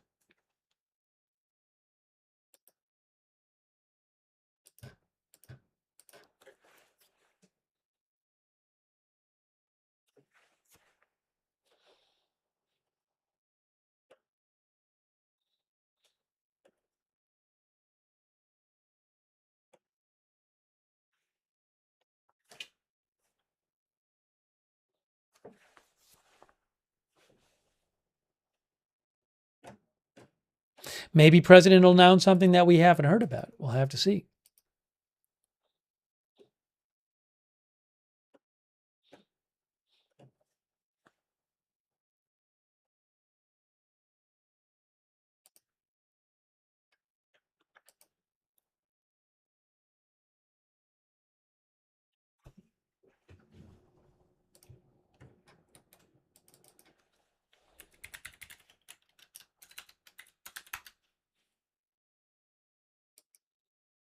By the way, another story that I don't know if President Trump will talk about this, but the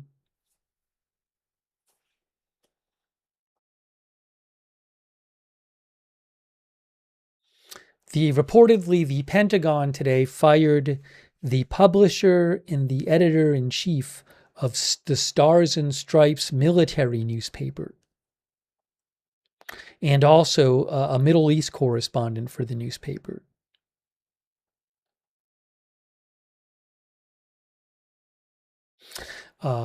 Stars and Stripes, says Reuters, receives funding from the Defense Department, but has historically been editorially independent.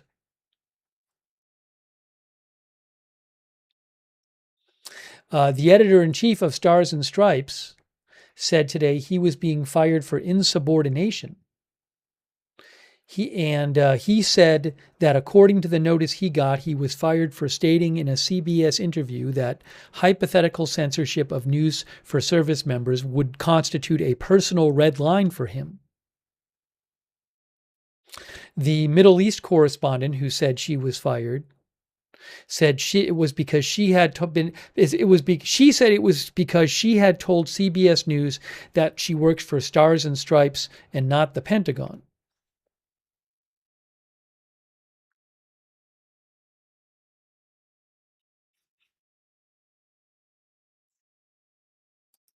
I don't know if President Trump will talk about that today. We'll have to see.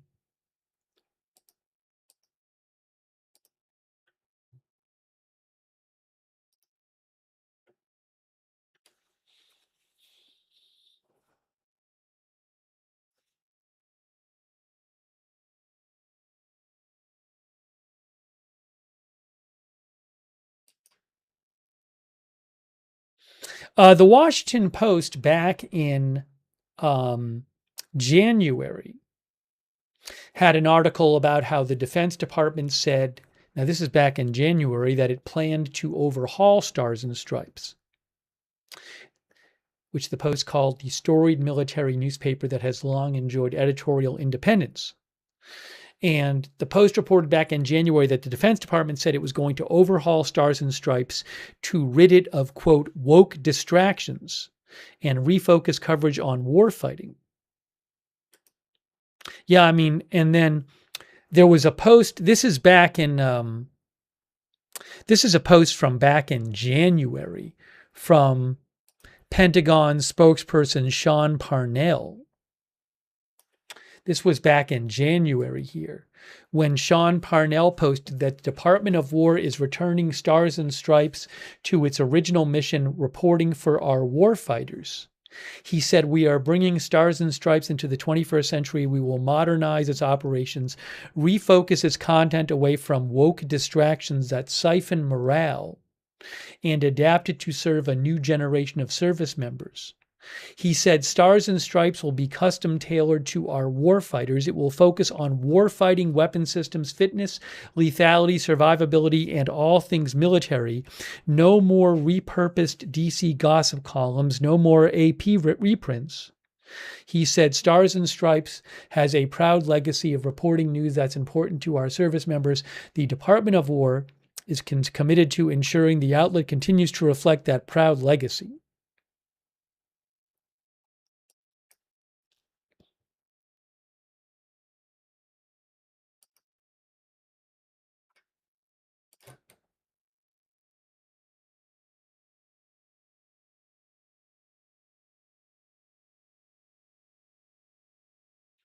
So again, reportedly, Stars and Stripes fired the publisher, the editor-in-chief, and a Middle East reporter.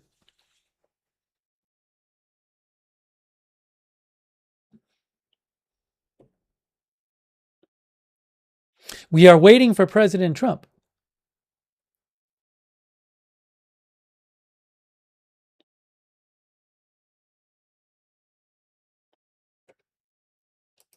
I don't know if there'll be a legal issue with that. One article I read mentioned that it was part of the law that Stars and Stripes was editorially independent, but I don't know the specifics on that. I'll have to do some more research on it. So I don't know if there might be a lawsuit over it or what. Tiberius, too, says America has a sense of pride again. Tim Apple says woke distractions equals truth. By the way, so I have up there, the speech is supposed to start in 3.5 minutes. That is because the White House travel schedule said he would be speaking at 7. But that's not, of course, it might not stick exactly to the schedule.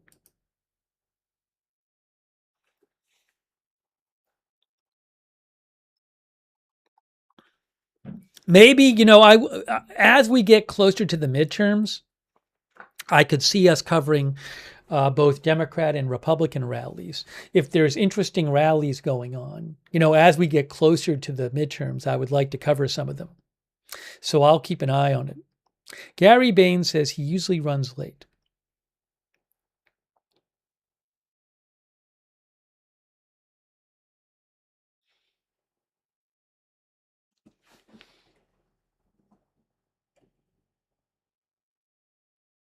Darline Graham did not speak for that long. You know that? I'm not saying that's bad or good. I'm just pointing it out. It was interesting. I mean, because the rallies for her, let me go back and see.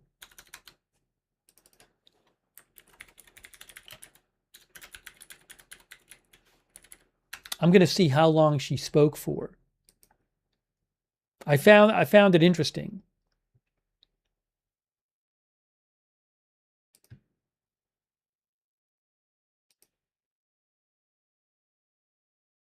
So she finished at around 6:31.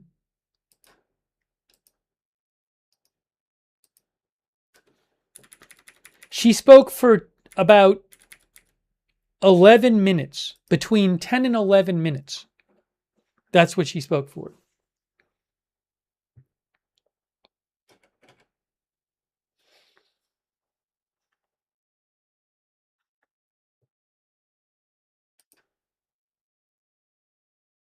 And the president's Air Force One landed at 6:10 p.m. So.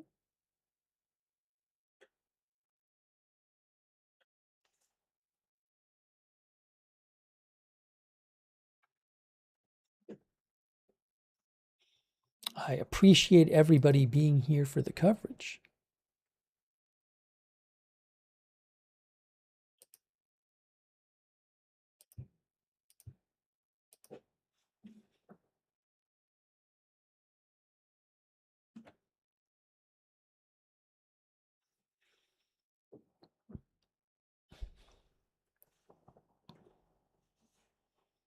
All right. When it hits 0, I'm gonna get rid of the clock.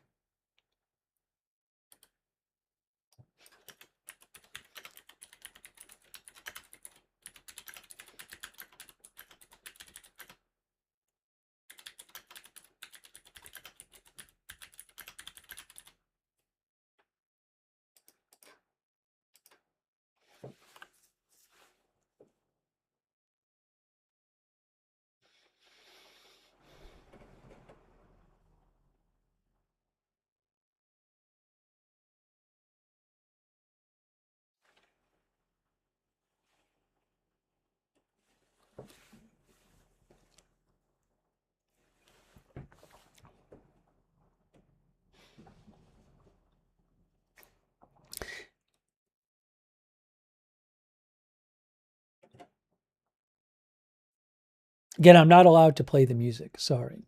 One of the viewers said you can tell what music is on by how the crowd is moving.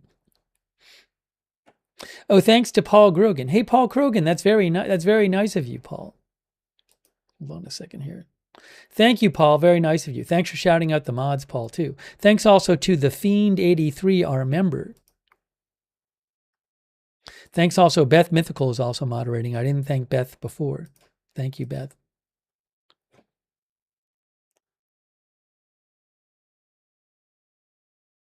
NIC says, hopefully he talks about how high prices throughout all of America is going to be fixed.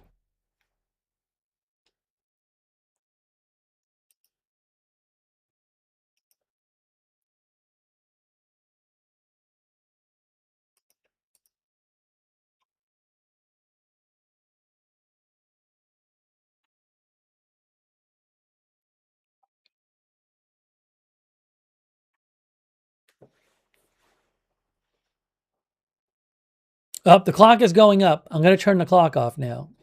We don't need the clock on anymore. It's really any moment that we expect Trump to speak.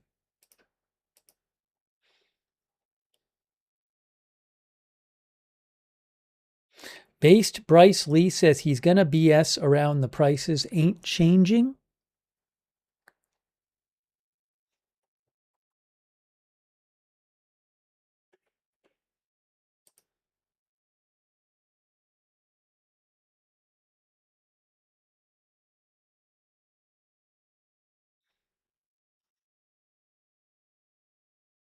And what is going to happen with the war in Iran? I have no idea. The blockade is still on.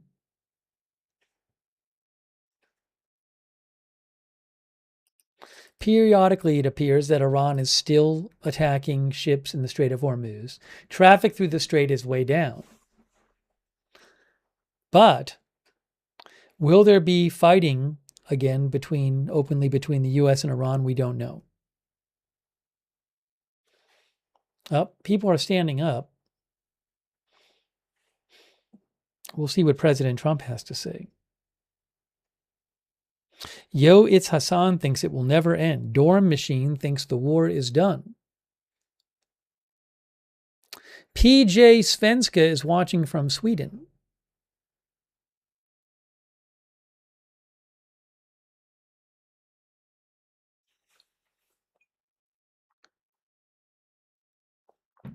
Gary Bain says things are getting bad with the other war in Europe too. That continues.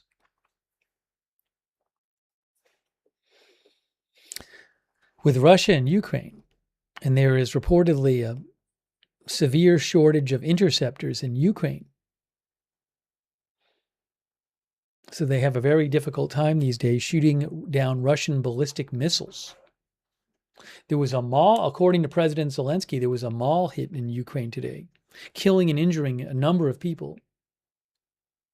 In Kryvyi Rih, I believe. The one and only, our viewer thinks Putin is desperate. Leslie Springstead says, President Trump has said affordability is a Democratic hoax. Tonight he might say it's fixed.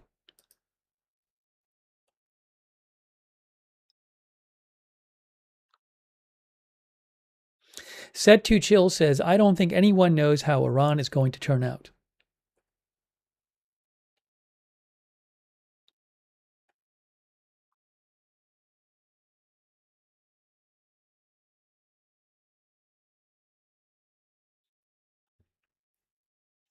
Armchair expert thinks the U.S. economy will not recover in a long time.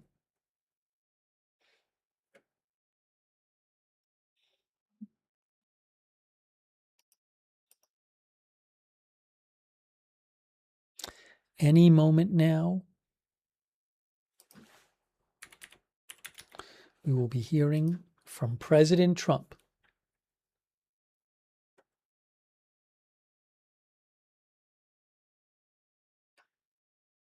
Jill Morgan says, don't forget about Greenland. Hold on a second here.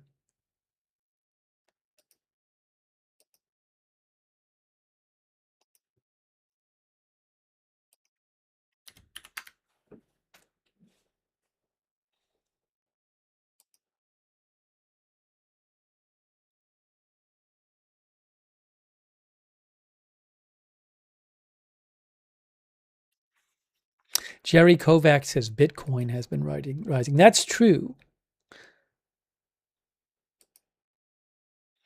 Right now it is at, according to TradingView, 78,408.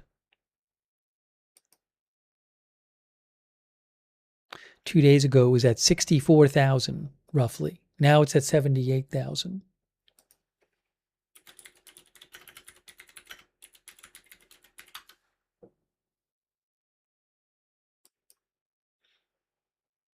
But, you know, I've read some reporting saying that so, like, for example, Bitcoin, Bloomberg had an article a day ago where they said there was a short squeeze that was responsible for a significant part of some of that rise. Oh, hold on a second. I think President Trump's coming out. Enough about Bitcoin. Here's President Trump. All right, here we go, guys. President Trump is coming out now. We'll have to leave the Bitcoin talk for later. So as soon as the song finishes playing, I will put his audio on. What I'm going to do also, let me just reset something real quick here. I'm going to refresh this video real quick. There we go. There we go. Here is President Trump in South Carolina. Big thanks again to Right Side Broadcasting. Really appreciate them letting us use their video. They show all kind of Trump events over there if you're interested.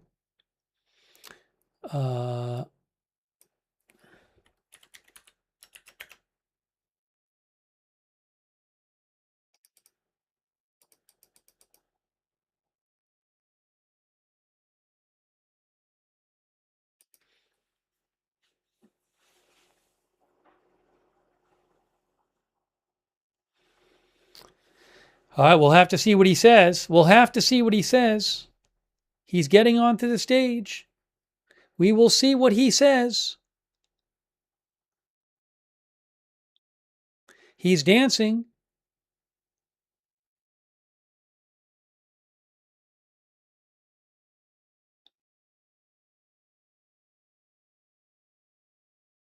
Will he make any surprise announcements? I have no idea.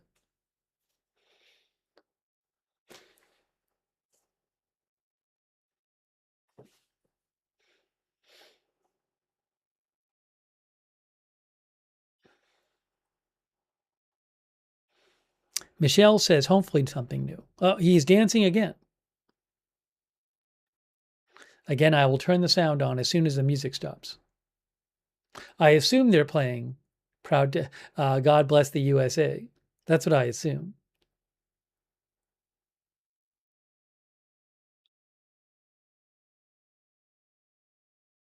Oh, probably can read people's lips. I didn't try.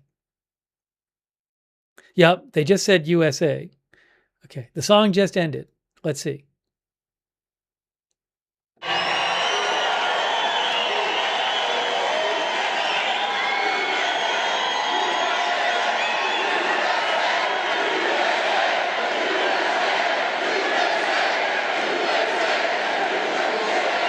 Thank you, thank you. And I want to say a very special hello to Myrtle Beach, the home of 90 great golf courses. We're going to bring get everybody down to play golf. We're going to get them all. Everybody come on down and play golf here. Let them make a lot of money.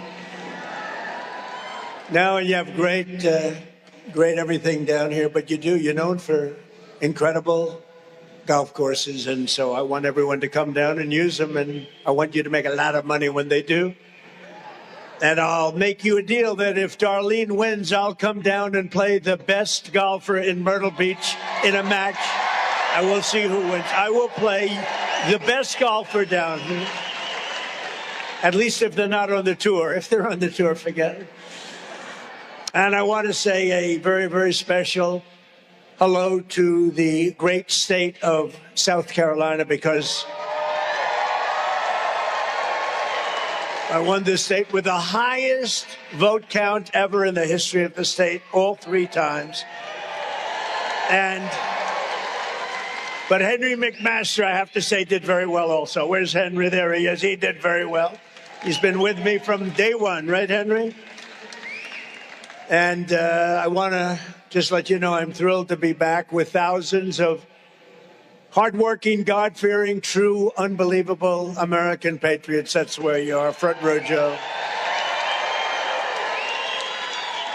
We have Front Row Joes all over the place. We have the ladies from North Carolina. That's okay, right over there.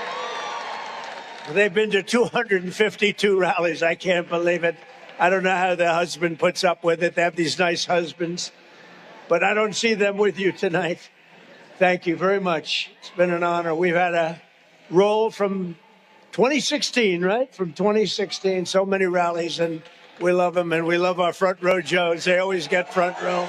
I don't know how they do it. And I want to say hello to a very special person that's with us tonight, Darline.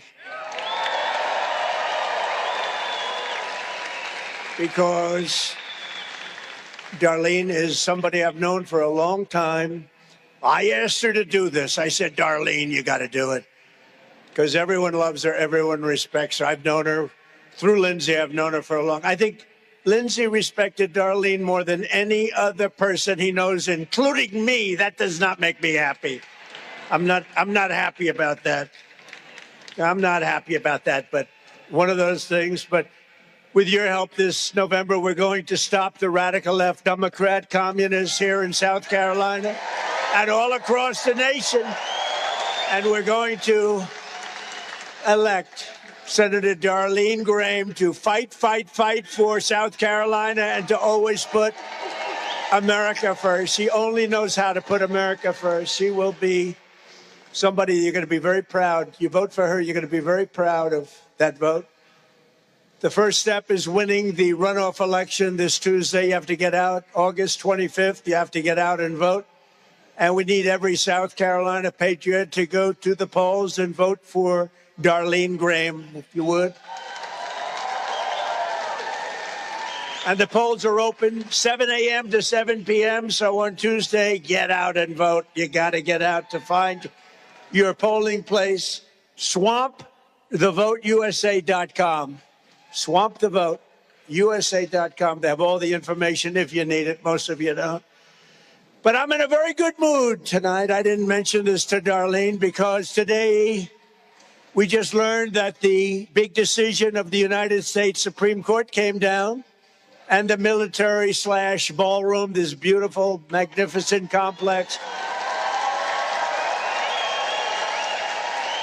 being built on the hallowed grounds of our cherished White House, which is so vital for national security, it's going to be the greatest of its kind anywhere that's ever been built, and it's something that presidents have wanted to be built for over 150 years. You know, we have a tiny little room right now. It's been that way for years. It's called the East Room, and it seats 88 people. And as an example, in 2 weeks, President Xi of China is coming, and I wish we had a ballroom, but in a very short period of time, in a year from now, you'll have one of the greatest anywhere in the world. And the military is being taken care of because of the military component for drones and for missiles and for bulletproof glass and for all of the things that you've needed. The military has wanted this done for 100 years, and presidents have wanted it done for 150 years. So I just want to thank the Supreme Court and the Chief Justice. And we have a ruling that it's proceed. When they say proceed, I think that's a good thing. That's a good thing. Nothing's easy today. And our construction is under budget and ahead of schedule. I always build under budget and ahead of schedule. And we build more beautiful than anybody else. And we're going to get that highway built for you, too, by the way. We're going to get that built. It's all ready to be funded. It's coming out of Washington. And it's coming out of Washington, and it's all ready to be finalized and funded. And I have to tell you, Russell Fry has been fantastic in getting it done. He's been great. And Russell Fry endorsed Darline. Where is Russell? Are you here, Russell? Stand up, Russell. He's been my friend from day one. People ask me, who's the best one to run for a certain seat? Because we've won this place in such crowds and such numbers. But they say, who would be the best to replace a certain gentleman who wasn't very good? And everybody said, there's a young man named Russell Fry, right, Russell? And I put you up.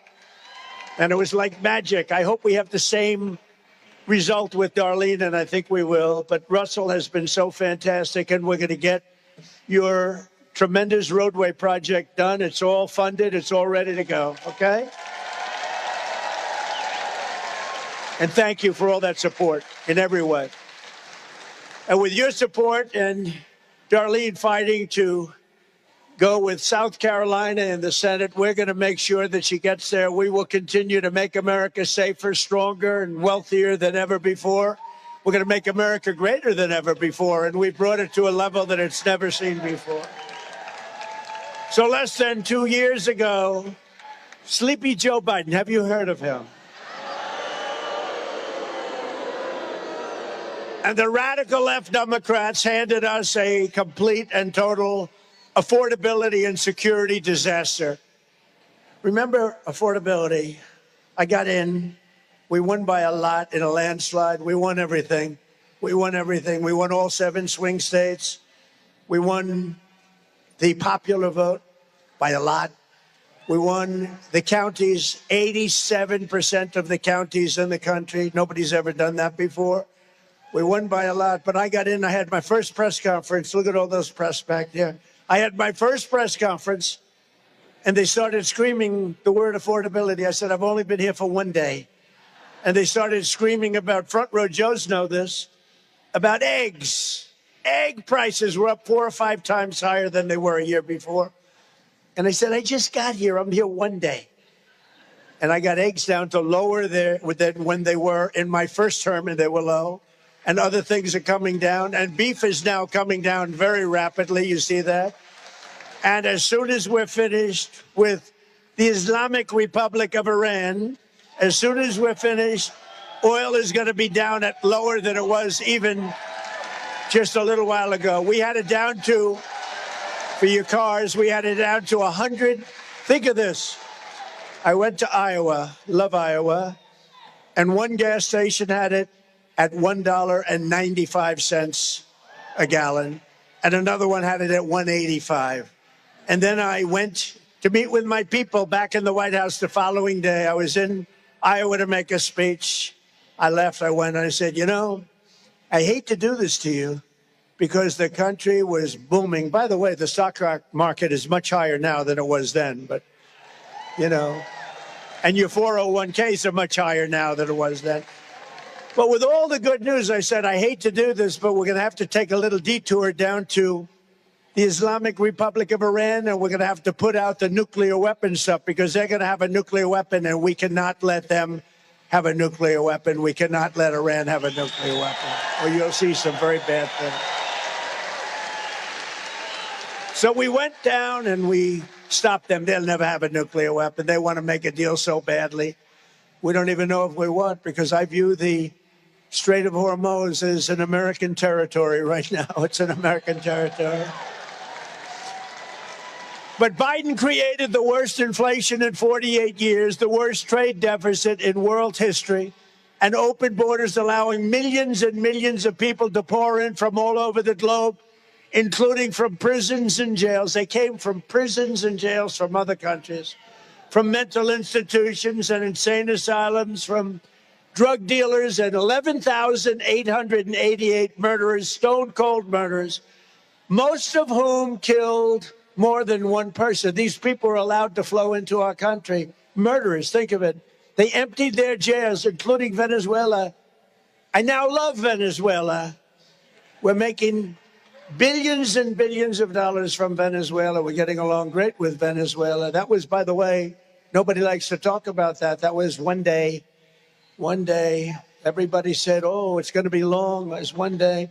And actually, in a certain way, a little different, but certain way, we're doing equally as well with Iran. The fake news just doesn't want to report it that way.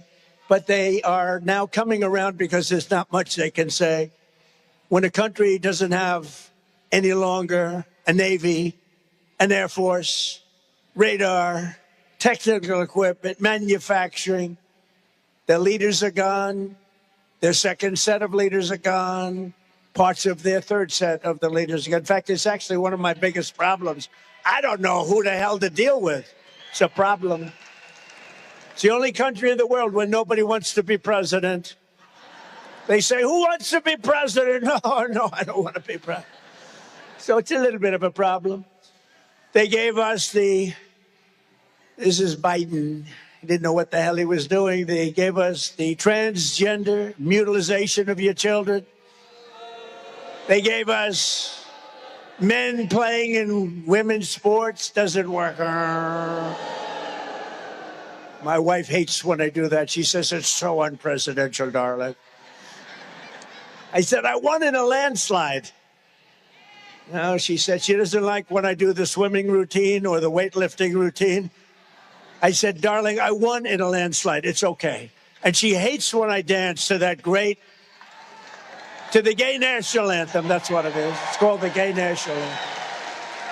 You know, I got the highest gay vote in the history of politics for a Republican. And I played the gay national anthem. So, you know, what can I take?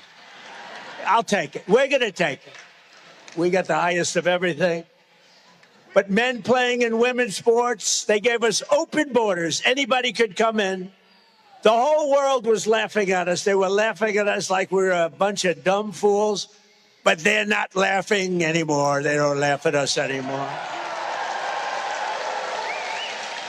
And starting the day that I took the oath of office, we ended the migrant invasion of our country. It was an invasion, just like an army. We sealed our borders shut and began sending vicious illegal alien criminals back home, and we've got a lot of them out of here, and the rest are going very rapidly.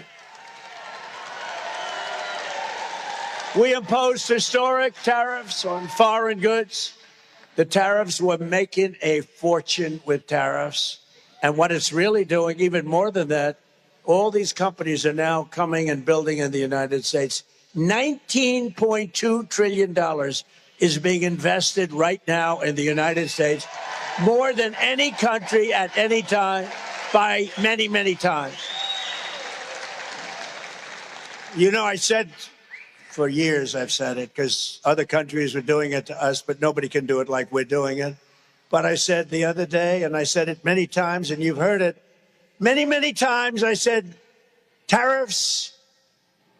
It's my all-time favorite word. I love tariffs. I love the word. It's made us rich as hell. But it's really brought, you know why? Because if a country is sending, let's say, a car in here, I say, you got to pay 25% tariff. They say, well, we can't do that. I said, that's okay. You don't have to do it. Come over here and build your cars in the United States. And that's what they're doing in South Carolina. You have record manufacturing and auto plants being built right now in the United States, and in South Carolina, you're doing great. I said, that's okay. You just come in and build your product here, whether it's a car or anything else. And we've never had anything like it. You know, we went 40 years without building a car factory. And now we're building more car plants and factories than we ever have in the history of our country. Can you believe it? But I said, Darlene, I said, my favorite word is tariff. And those people back there, the fake news, they killed me. They went after me. No, they went after me. They said tariff is his favorite word. What about God? What about religion? What about your wife, your children? What about family? So I made tariff my fifth favorite, and now I have no problem with the media. I have no problem anymore with the media. Tariff is my fifth favorite word. And last month, inflation dropped at the fastest rate in many years, and more Americans are working today than at any point in the history of our country, right now, today. And you haven't seen anything yet because they're working today, but the factories are being built. So the construction jobs are through the roof because they're building all of these plants, factories. hundreds of them all over the country, thousands of them. Except for the fake polls out there, my poll numbers are great. No, they have such fake polls. So we have the greatest economy in our history. Now, some people haven't seen it yet, but they will, because the job numbers are so good. They will. But we have the greatest poll numbers that I've ever had. We have the greatest economy that I've ever had. We had one of the greatest economies in history in my first term. This is blowing it away. But then I'll see a poll, and they'll say, Trump is at 44% on the economy. How can it be at 44?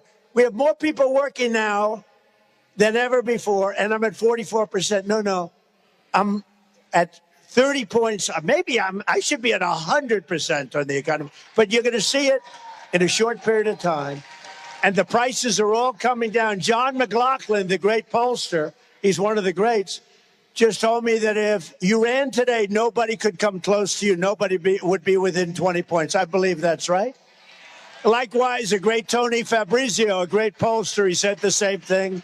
He said nobody could come close to beating you. Unfortunately, we have a little rule and regulation that says you're not allowed to run. If they'd like to change that, I'll be very happy. But look at the rallies. Look at what we have today. You have thousands of people standing outside, can't get in. They're standing outside, and we're not even really running. But we are running because we have to get Darline and other people elected. So we are running. And the problem that we have is they say that Trump does great when he's on the ballot, but when he's not on the ballot, his people don't come and they don't vote for senators, congressmen, and other Republicans. And that these people, they're running, they're great, but if Trump isn't actually on the ballot. So what I really want you to do is pretend, please, that I'm on the ballot. Just come and vote. It's so important.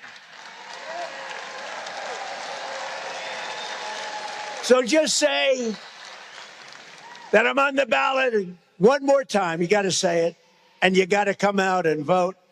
Because if we lose, you're going to lose your border. You're going to lose your tax cuts. You're going to lose everything that we've done. We've gotten the biggest tax cuts in history. Think about no tax on tips, no tax on Social Security for our seniors, no tax on overtime. All of that's going to be gone. Your taxes are going to go up. Your pay is going to go down. Your jobs are going to be lost. They're going to end up closing up. Your businesses are going to flee just like they did years ago. They're going to flee our country. I'm going to be impeached. They're going to impeach me. They have no idea why. I saw today a congressman said on one of the shows, we're going to impeach President Trump. We're going to impeach him. Oh, really? Why? The person was asking. A neutral commentator for a change. I like neutral commentators. Oh, I see. You're going to impeach him. Why? Well, I don't know. I don't know.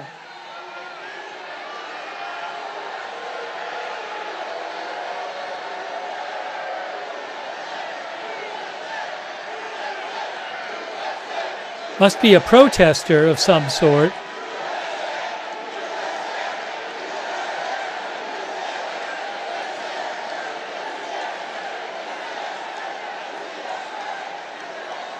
I'm guessing it's a protester.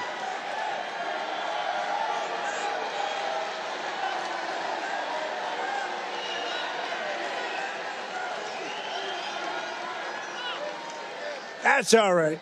That person's going home to mom, going to get scolded because mom is voting for us. You know, mom is voting for us. But I said, you're going to lose all of your tax breaks. You're going to lose everything. So you have to get out of vote. No, they're going to do it. They're going to impeach. But did you see it this morning? This congressman, it's a big story. He's on, we're going to impeach President Trump. Why are you going to impeach him? The commentator, why are you going to impeach him? What has he done wrong? I don't know. I don't know. We're working on it. We're looking at different things. The guy had no idea.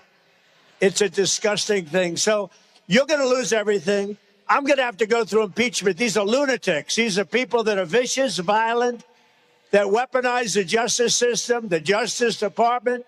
and they want to destroy our country. They want to see that our country fail. They want our country to fail, and we can't let that happen. You have to get out and vote in the midterms.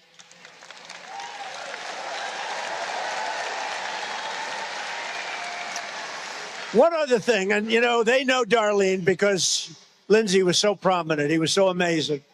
But they know how great she is, and they want Darlene to lose and the election, and they want really, I hate to tell you this, Darlene, they want Darlene to lose because of me. If I would support somebody else, in fact, Darlene, I'll do that if you'd like me to. Because, you know, when I fought for the wall, we ended up building 1,200 miles of wall. I used to say, we will build the wall. You remember, I would come down here, we will build the wall. The wall has been, and we built the wall. We built a lot of wall. We built the whole thing. But I said, we will build the wall. It took me 2 years, a little bit slow sometimes. If I would have said, we will not build the wall, they would have given me all the money I want. So, Darlene, I'll say, I do not want Darlene to win. No, they don't want her to win because they know how good. And they think that it hurts MAGA. It hurts. And MAGA is, if you look at the Republican Party is MAGA. It's like, you know, I watched another commentator say the Republican Party is only 70% MAGA. Let me tell you, the Republican Party, I think, the real Republican Party is 100% Make America Great Again. But they're only fighting, Darlene, because they want me to lose, which isn't fair. But I'm doing this to honor Lindsey. I'm doing this to honor Lindsey. That's why I'm here. I don't have to be here on a Friday. I don't have to be here. Although I must say I love it. And now that I am here, we got plenty of time to talk, right? We got plenty of time. So, Darlene, we got to win that race. And we appreciate that you're doing it. I asked her to do it. She didn't. She was very happy. Henry appointed her because she was a perfect appointment for to serve out the term. And I said, Henry, she should really run. She's fantastic. We all know it. And I said, Darlene, I called her. I said, Darlene, I'd love to see you run beyond the 5 months that you're serving. And you've already made an impact in the Senate. You know that. Everybody respects you. Everybody listens to you. So I asked her to run. And I think she's going to do phenomenally. I really think it's amazing. You know, she's never done it before, but she knows politics well. But she loves things. She loves our military. She loves things that have to do with greatness for America. So the Democrats hate our country. They're communists. They're radical left lunatics. And frankly, they're, in many cases, horrible, horrible people. Do you remember as crooked Hillary Clinton? Remember crooked Hillary Clinton? She said, do you remember when she said, they're deplorable and irredeemable, right? Remember the word deplorable? That was a killer. That was the end of her election. And it's amazing because I heard her say that. I was watching her. I said, wow, that's tough. She said, they're deplorable and irredeemable. And I said, the word irredeemable is not going to be accepted. Well, actually, that was accepted, but deplorable wasn't. So, you know, I think irredeemable is worse. But she was deplorable, and what they're doing is deplorable. And we have to make the midterm elections too big to rig. Very simple. Too big to rig, like we did my election. And I upheld my ultimate promise, and that's I made our country great again. We made our country great in a much shorter period of time than anybody thought. And we can never let it go back to where it was just 2 years ago. Our country was a laughing stock all over the world. 2 years ago, our country was dead. Now we are the hottest country anywhere in the world. Everybody will tell you. Anywhere in the world. And under our leadership, America is winning again. America is respected again like it has never been respected before. I can tell you, they respect your president. They laughed at your president. They respect this president. But now the radical left Democrats, I call them Democrats because their policy is so dumb. Think of it. men in women's sports, open borders for the entire world to pour into, totally unchecked, unvetted. Think of it, the transgender nonsense, like everybody, your children should be mutilated in a chair. Can you believe these things? And I don't talk about it too much until we get right before an election, because I don't want them to change. Because anybody that believes in defunding the police and all these, they want to defund the police, and they want to. Anybody that believes in this stuff cannot win an election. So I always tell the Republicans, don't talk about it, because they'll change. Do it 1 week, 2 weeks before the election. And that's where we are. We're a week before the election. So we're talking about it, Darlene. But the radical left Democrats want to destroy all the progress that we made and bring back their nation-wrecking nightmare of open borders, of sanctuary cities, of massive tax hikes, crippling energy restrictions, ruinous inflation, the highest ever, the highest at a minimum in 48 years, racist DEI mandates, and defunding the police. But Senator Darline Graham and the people of South Carolina are not going to let that happen, right? We're not going to let it happen. For 4 long years of Biden, you saw the radical Democrat agenda in action, and we're never going back. We can't go back. We can never do that again. That was close to the end of our country. I'll tell you what, had I not won, and this isn't about me, but had I not won, our country was ruined. We would have never been able to come back. Welfare was doubling. Welfare was set to triple, and our business was going down the tubes. The companies were all leaving. Now these big companies are all coming into our country, and that to me means 2 things: money for our country, taxes, and jobs. Jobs. It really means a lot of jobs. Remember what I say, and I'll say it again and again. There are more people working today in the United States of America than at any time in the history of our country.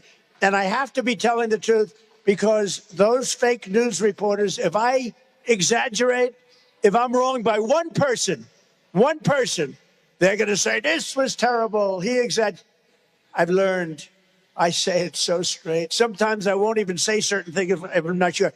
We have more people working today than at any time in the history of our country. We're going to get out in the midterms, and we're not going to let them steal this election. And we have people laughing at America as they were just 2 years ago. We're not going to let that happen. We're not going to let people laugh at us anymore. We're the smart country now, not the dumb country. We were a dumb, stupid country led by a very, very stupid person who wasn't leading. I mean, they had some radical left lunatics leading. He was not leading. In state after state, the Democrat Party is now running the most extreme, unhinged, anti-American candidates in the history of our country. Their party has gone full-on communist. Do you remember at the State of the Union, Tim Scott was there? Barrasso was there, Senator Barrasso, a great senator. I don't know what the hell you're doing so far. Where's Barrasso? Look at him. He's a great senator, not from these parts, but he likes these parts, and he likes Tim Scott. But they were there, and I said at the State of the Union, our country will never be a socialist country, right? Will never be. Well, and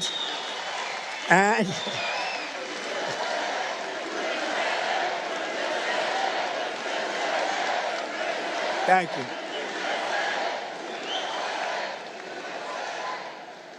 No, I said our country will never be a socialist country, and I was 100% right. It's gone communist, okay? So they skipped.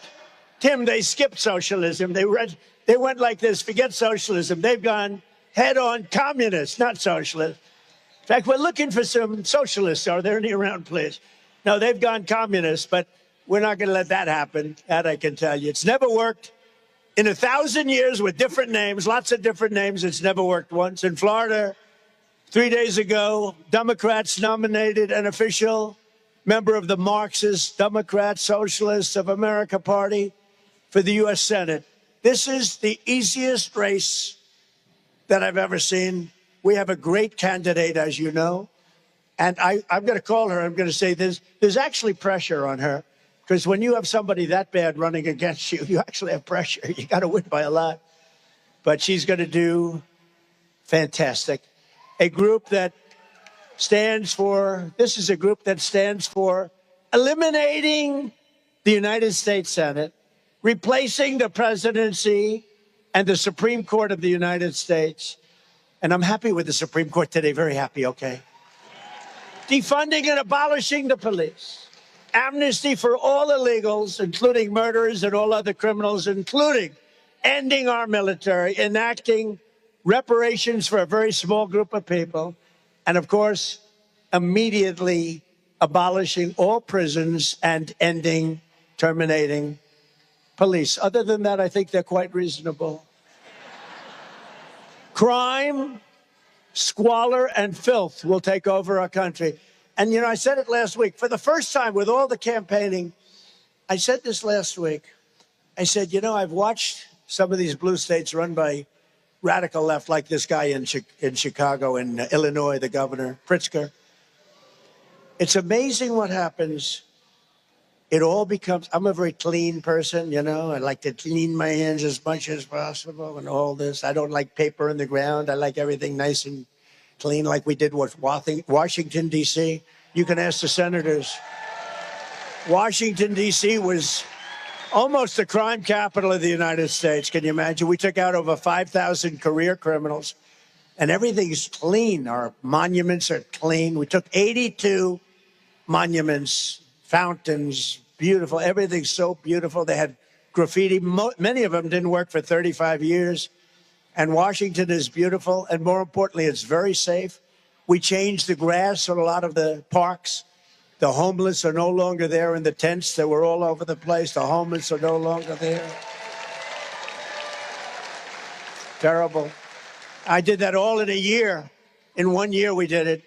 You know, a restaurateur, they were all losing their restaurants. Nobody was going to restaurants. Now you can't get a restaurant in Washington, D.C. And for those people that want to go out and eat, you're lucky if you can even get into it. It's the hottest. It's become one of the hottest cities in the entire United States. And isn't that nice? It's the capital of our nation. It's clean, it's safe, it's beautiful. And I want to thank our National Guard, who did a phenomenal job. Telling you, you can't get into a restaurant, Tim, right? John, you can't get into a restaurant. That's a bad thing. You want to go to a restaurant, you can't get in. Before you could get in, and then somebody would walk in and hold up the whole restaurant. Stick them up. It's hard to believe. They don't do that anymore in Washington. No, crime is down 78%. Think of that. Crime in Memphis is way down. I got a call from the governor, good governor, and he said, could you come and do something? It's down 80%. Crime in New Orleans, they just had Mardi Gras. The governor, great guy, Jeff Landry, he said, President, we need help. We have Mardi Gras. This is 2 or 3 months ago. He said, we have Mardi Gras. This place is a crime fest.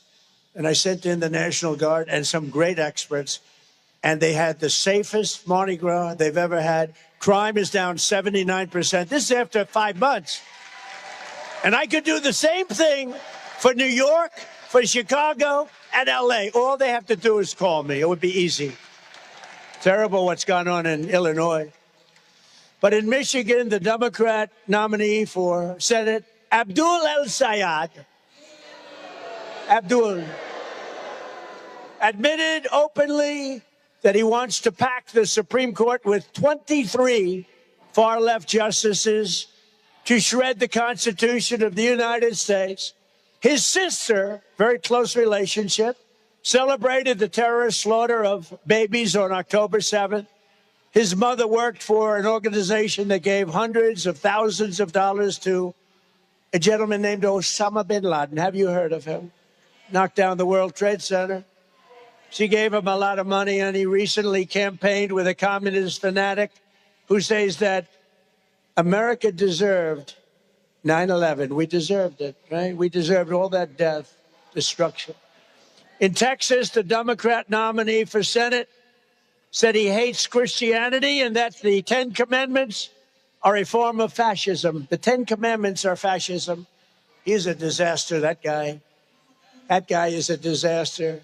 And just last week, the entire Democrat National Committee voted to abolish ICE, meaning the official Democrat Party platform now is, on top of everything else, they want to do that. I mean, they want to end all enforcement. They want to end law and order in our country. They want to make it worse than it was. When I took over, our border was being overrun by millions and millions of people. Ultimate 25 million people throughout the 4-year period came into our country. They want to make it easier. Was that a good thing? Was that good or bad? I think she said Trump Nation. I like that. I like that. I like that. Leave her alone. Don't do it. She said Trump Nation. That's okay. Trump Nation's okay. I wasn't sure. You never know what they're saying nowadays, do you, Front Row Joes? But communism is the single greatest threat to our country in history, including World War I, World War II, Pearl Harbor, 9/11. And that's why we're going to crush the radical Democrats at the ballot box this November. And we're going to defeat communism in America once and for all. We're going to defeat it. It's never worked. It's dirty. It's filthy. It's unhappy. Did you ever see a happy communist? You ever see a communist laugh? I never saw it. I've known communists. They don't laugh. They're very unhappy people. We want to be happy. With your vote for Darlene on Tuesday, we are going to send a message straight to the Democrat Party headquarters in Washington. We're going to tell them that we will never abolish ICE. We will never surrender our Constitution. And we will never allow our country to even think about being a communist or even a socialist country. We're not going to let it happen.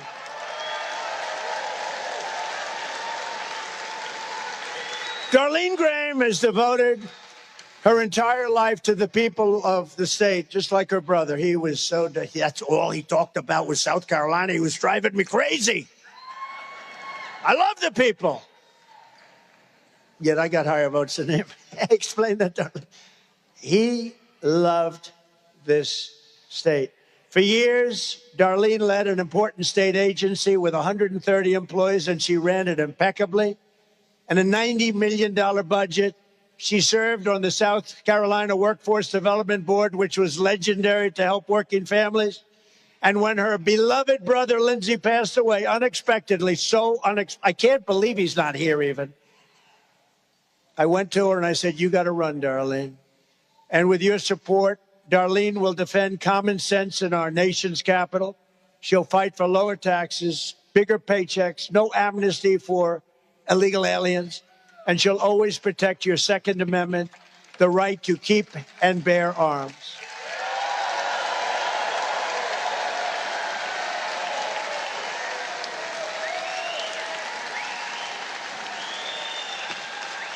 And Darlene, more than anything else, because her brother was very much about the world. It was very much about the world. He really had it right, but he focused very much on that. That's good. That's fine. But she's more about affordability. She's about what we have, how much a loaf of bread is going to cost, how much beef is going to cost. Beef is coming down rapidly, by the way. But she was very much about affordability, I think more so than Lindsey, much more so. He had some unbelievable things going, but he was really about foreign nations not hurting our country. He was about Iran not having a nuclear weapon. He felt so strongly. Look, if that ever happened, if they ever did, they use it, they'd wipe out Israel immediately. They'd wipe out the Middle East. And you don't think they'd be coming here? You'd say, which city is next? We're not going to let that happen. We have them. Those B-2 bombers a year ago, they ended that hope. But as much as anybody in the Senate, and maybe more, Darlene will support our military. I spoke to her 2 days ago, and what she really wants to do is support our military and make sure they're taken care of. Because, you know, the Democrats take care of illegal aliens. They give them the best hotel rooms in the country. As our military sat outside, remember during Biden? Our military veterans were sitting outside on a freezing sidewalk in New York, and the illegal aliens were upstairs in hotel suites being paid thousands of dollars a night to that hotel while our veterans were outside. And she brought that up to me, and I think it's something she's never forgotten.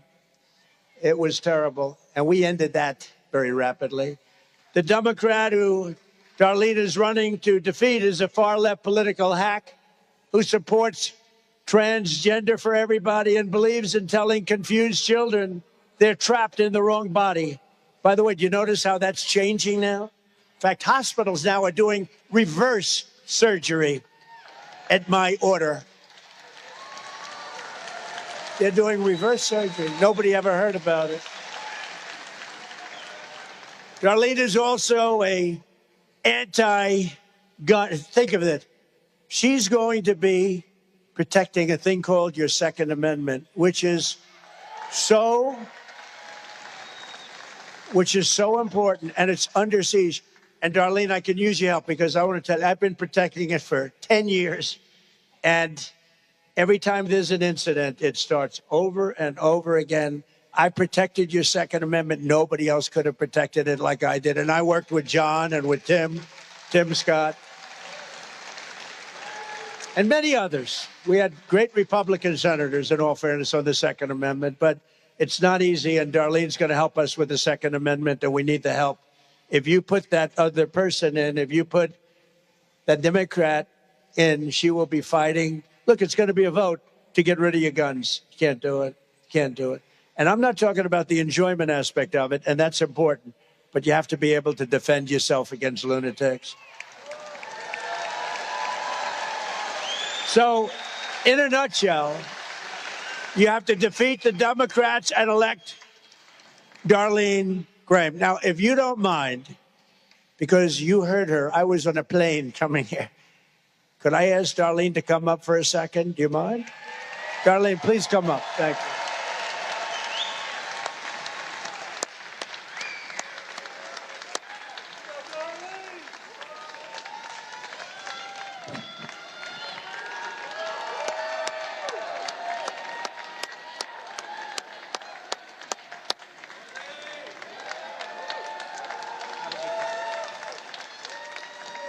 Thank you, and thank you, Mr. President.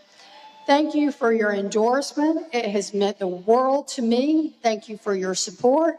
Thank you for coming to South Carolina. This is MAGA country, right? Yes. Woo! Absolutely. And Mr. President, I want to thank you for that beautiful eulogy you gave at Lindsey's service. That meant the world to me. It was beautiful, y'all, if you didn't hear it. And his friendship with Lindsey meant so much to Lindsey. You were one of his closest friends. I hope you know that. And you will forever be part of the Graham family for that.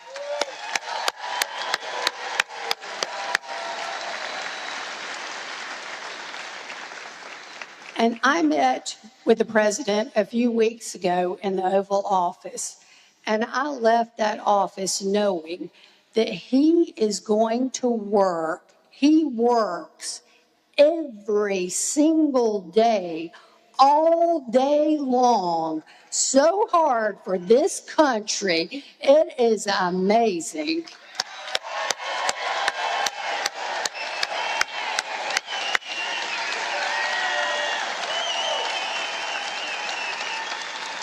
And Mr. President, I am proud to stand with you, to work hard for this country and to work for this great state of South Carolina every single day.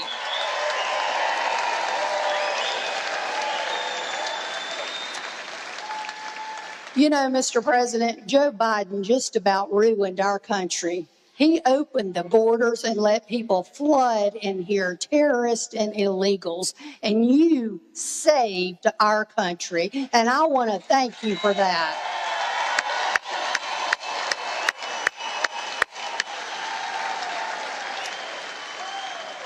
So again, thank you so much for coming to South Carolina.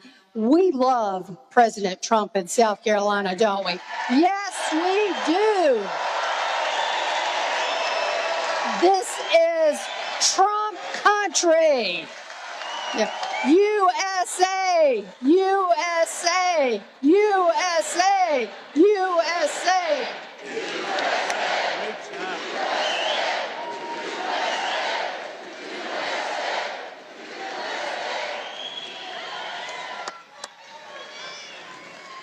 Got a nice way about her. You know, you're all standing up for her. You didn't stand up for me. What's going on? I'm angry. I don't like this. I'm upset with Darlene. Thank you, Darlene. Great job. It's a lot of love.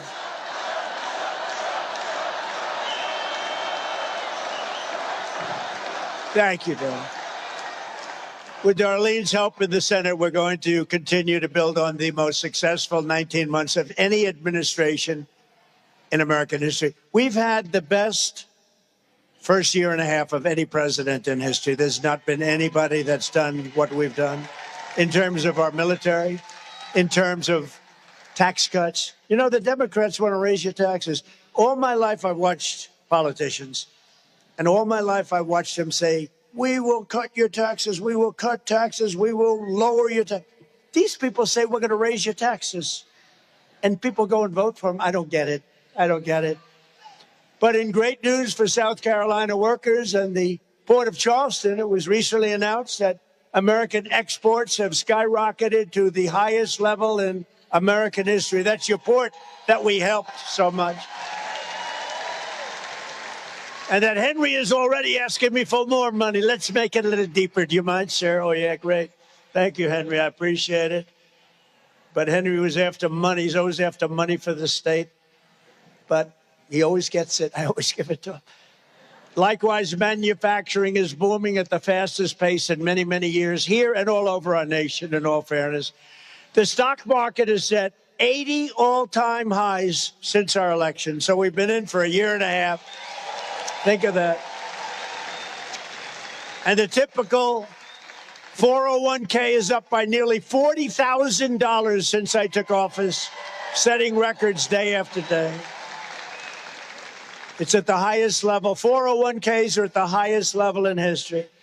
And with the help of our Republican majorities in Congress last year, I proudly signed the great, big, beautiful bill delivering the largest tax cuts in American history.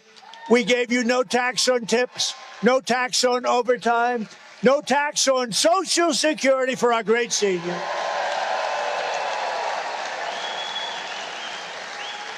And we also made interest on car loans 100% tax deductible, but only if you buy a car that's made in the USA, if that's okay. That never happened for people that go out and vote. They never had that. I'm getting you a deduction. You're not used to, rich people are used to deductions, but people that work very hard, middle income, upper middle income, they're not allowed to take. We have a deduction.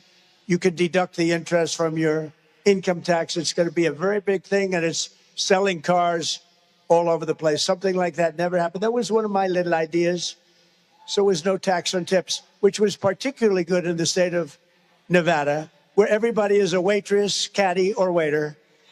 That was a pretty good idea. You know, they came in about 2 months later. They said, we want no tax on tips, and they got laughed out of the place. We won the state.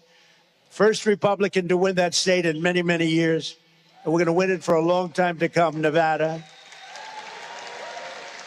But everything we've done on taxes and all of the things, jobs, all of those things are going to be wiped out if the Democrats are allowed to win, and that's why you have to go out and vote. While the radical Democrats like to say that they stand for working people, they don't. In fact, every single Democrat in Congress voted against your tax cuts. Think of it. every single Democrat. Is that a correct statement, John, Tim, everybody? They voted against your tax cuts. They voted against no tax on tips. They voted against no tax on overtime. They voted against no tax on Social Security. The Democrats want to raise your taxes, not lower them. They voted against voter ID. They voted against proof of citizenship.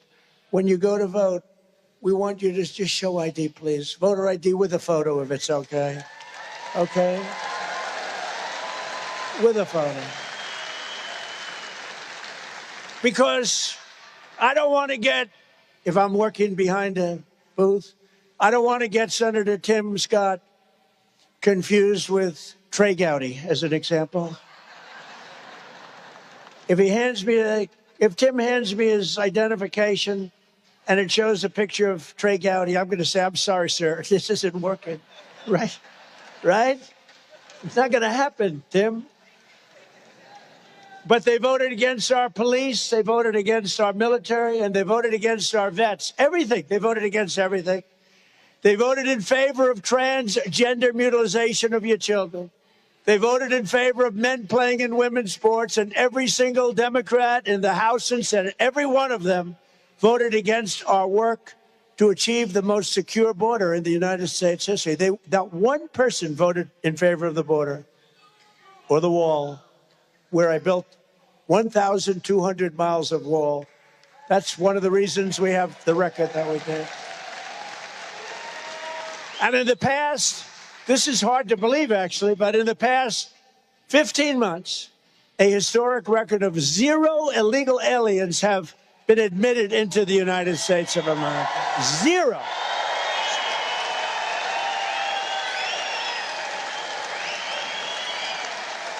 And we've cut the flow of fentanyl across our border by 64%. Think of that.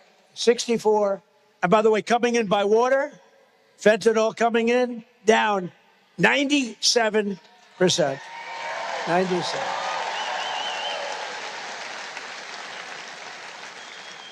Think of it, down 97%.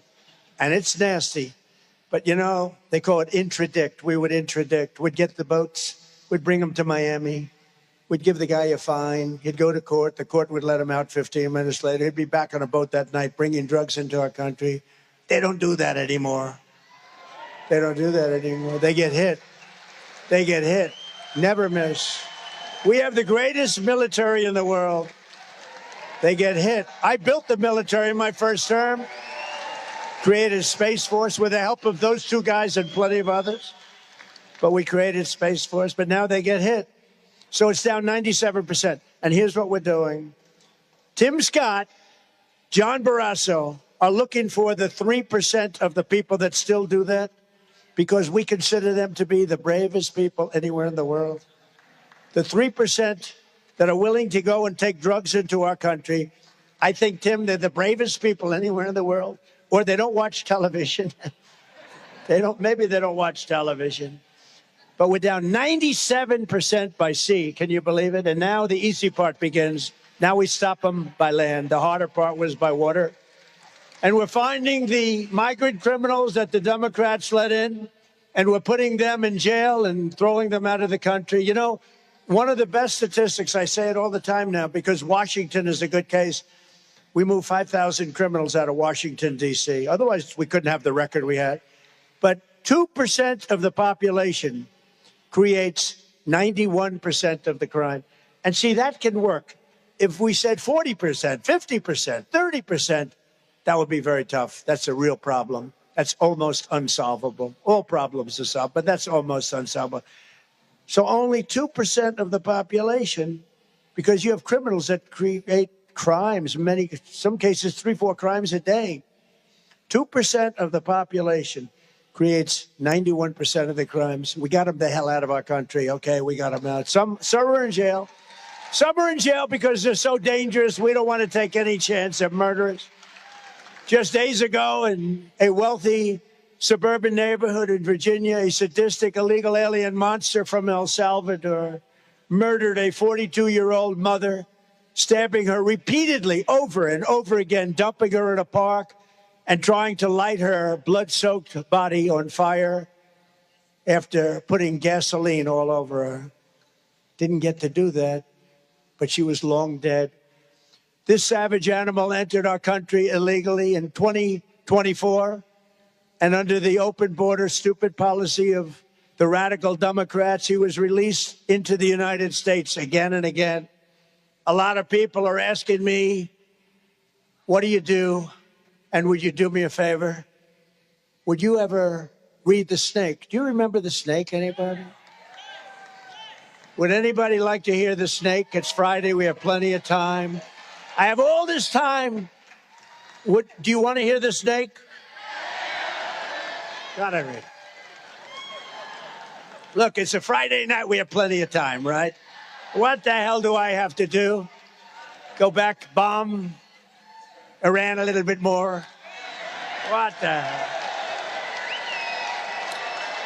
So this is from an old song with some changes, and I just think it's so apropos, especially when you hear of the story I just told you. And it's called The Snake, and it represents our border and the horrible people that this country has allowed into our country through the Obama and the Biden administrations. On her way to work one morning, down the path along the lake, a tender-hearted woman saw a poor, half-frozen snake. Her pretty colored skin had been all frosted with the dew.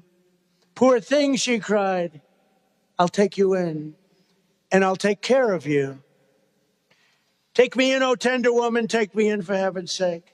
Take me in, oh tender woman, sighed the vicious snake. She wrapped him up all cozy in a comforter of silk and laid him by her fireside with some honey and some milk. She hurried home from work that night, and soon as she arrived, she found the pretty snake she'd taken in had been revived. Take me in, oh tender woman, take me in for heaven's sake. Take me in, oh tender woman, cried the vicious snake. She clutched him to her bosom. You're so beautiful, she cried. But if I hadn't brought you in by now, you truly would have died. She stroked his pretty skin again and kissed and held him tight. But instead of saying, thank you, ma'am, the snake gave her a vicious bite. Take me in, oh tender woman, take me in for heaven's sake. Take me in, oh tender woman, sighed the vicious snake. I saved you, cried the woman, and you've bitten me, but why? You know your bite is poisonous, and now I'm going to die. Shut up, silly woman, said the reptile with a grin. You knew damn well I was a snake before you took me in. That's our border. That's our border. That's our border. Haven't done that in a long time. Right? Haven't done that in a long time. So true. That's our border. People are coming in. They're murderers. They're not going to change. They're not going to change. Nothing you can do to change them. They were born killers. And we're not keeping them in our country. They're getting out. We're bringing them out. And thank you, ICE. And thank you, Border Patrol. And thank you, law enforcement.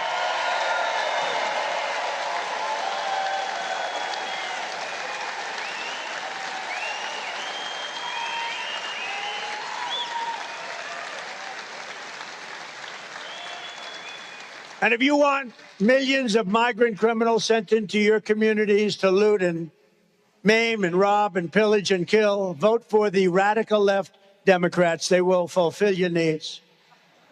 If you want to get the migrant criminals out of your communities, you have to vote Republican. We're doing it rapidly. We're making up all of that, all of the horror that was allowed. You know, They gave us the worst inflation in 48 years in history, as far as I'm concerned. And all of these things, I've already solved that, mostly solved it. It'll be soon solved when the fuel comes down. It's going to come rocketing down. But I've already said the worst thing they did to us is allow 25 million people into our country that were so bad, so evil, many of them, so bad. And these countries forced them out. You know, the countries didn't want them. Even the ones that didn't have prison records, they were, you will see, largely on welfare. They didn't work. There were problems. These countries are smart. I know the leaders. I know all of them. Very streetwise. By the way, I want to do one thing, if I could interject, because sitting next to Darlene is a very handsome man. It's her husband, and her family is here. And I have to ask you, please stand up. Would you please stand up? What a great guy. Great. Look at the family. Great people. That's like from a postcard. In my old days, I'd grab that family and use them in an ad for a hotel. I'd say, do you mind taking an ad, Darlene? I want to use you people for an ad. What a beautiful family. And I have to mention, and it's so good that your family is so supportive, because without that, it doesn't work. Thank you very much. You're doing it for the country. Thank you. Thank you. Great.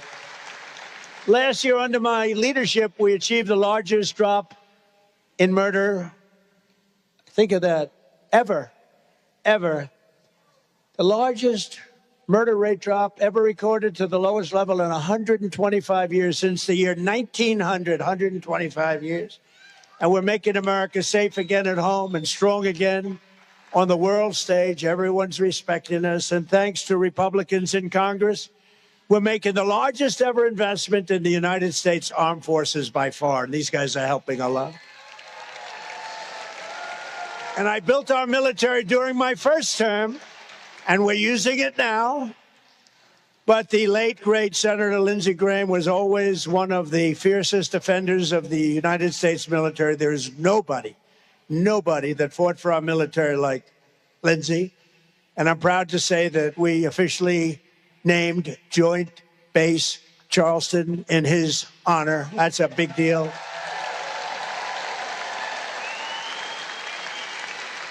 That's a big deal. And he really deserves it. You see things named after people, sometimes you say, what's that all about? He deserves it. So we're delivering Joint Base Lindsey Graham, nearly $360 million in this year's defense spending. That's good for your state also. And millions more are going to be spent on the Marines at Beaufort and Parris Island.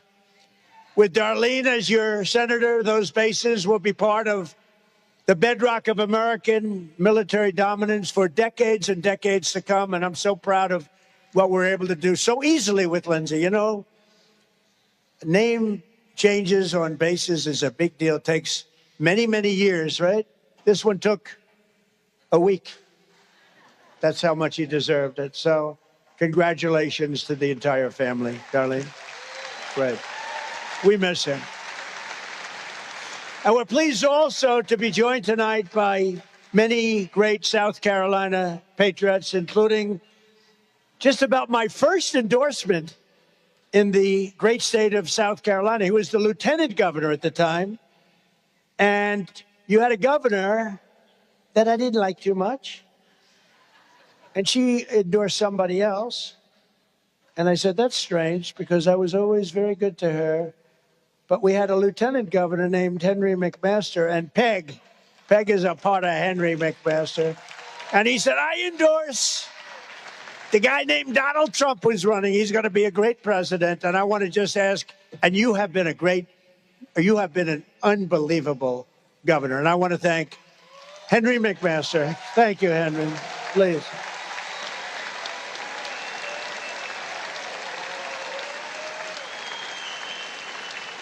And by the way, he was the first. There were a few Republicans that are good, but he was the first one. He kept your state totally open during COVID, okay? That's pretty good. He turned out to be right. He turned out to be right, Darlene, right? These other guys, they closed up the states. The states will never actually recover, mostly blue states in all fairness. With us also is Senator Tim Scott and Senator John Barrasso. Would you come up? Come on up. And I want to ask Russell Fry to come up. Come up, Russell. Come up here. What the hell? It's Friday night. What are we going to do? Let's have a good time, right?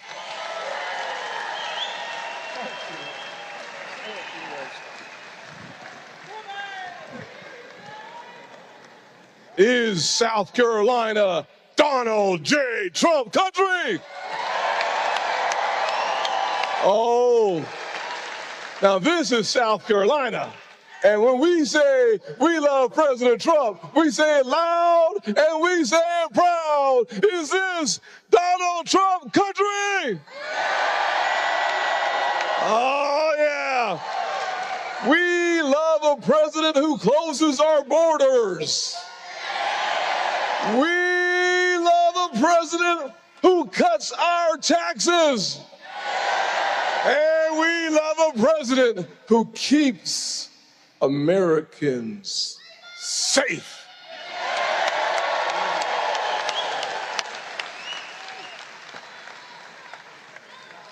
Mr. President, I told these folks earlier that Wyoming and South Carolina are states filled with conservative people who love Donald J. Trump, the President of the United States. And I told them that you and Darlene in Wyoming follow what we call the cowboy code. You live each day with courage, you take pride in your work, and you do what needs to be done every day for the people of this great country. And for this, we are very, very grateful.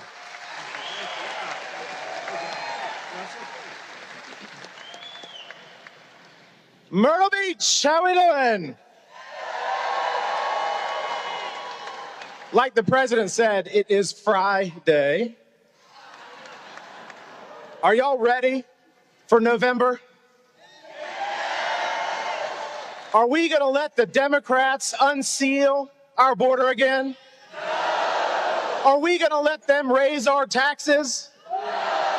Are we going to let them transform our children into robots? Oh, of course we're not. You know why? Because MAGA is strong, and MAGA is strong when we work as a team. This team right here, and Darline Graham is our next senator. Let's go get the job done.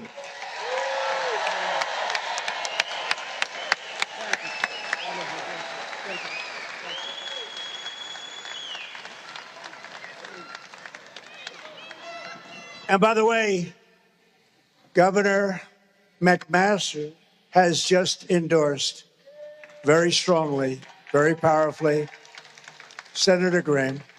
So that's good. That's a big endorsement. Darlene, that's a big endorsement. I don't know, that's pretty good. I think it was, you know, a lot of politicians want to stay out of a race. They never get involved, but that's why Henry's different. But just gave her a full-throated endorsement. Thank you very much. That's great. Thank you, Henry. Also with us is the Speaker of the South Carolina House, Myrtle Smith. Thank you, Myrtle. Thank you very much. Good job. And two fantastic Republican candidates who have my complete and total endorsement. Jenny Honeycutt for the 1st Congressional District.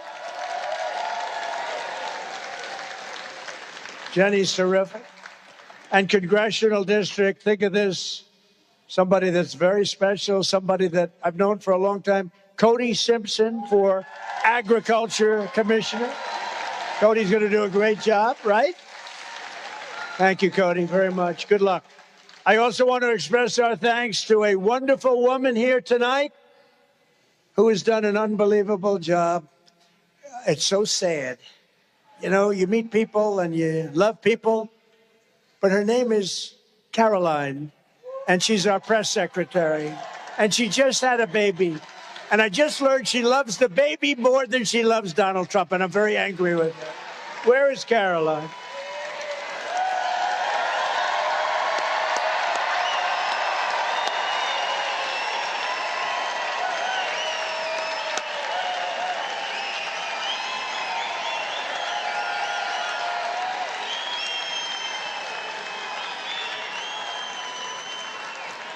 She's fantastic. You haven't heard the last of her. She'll be working for us outside, but she's going to spend a little time with those two beautiful babies, right? Thank you, Caroline. What a job.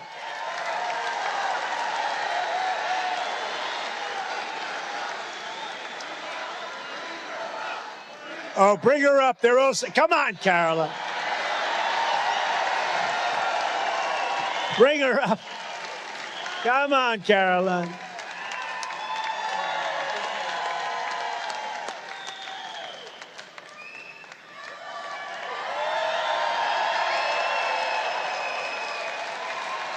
Hello, South Carolina. Thank you. Well, thank you, Mr. President. You didn't need to bring me up on stage, though I do love a good podium. And I just want to say, President Trump, you are the most consequential and historic president in the history of our great country.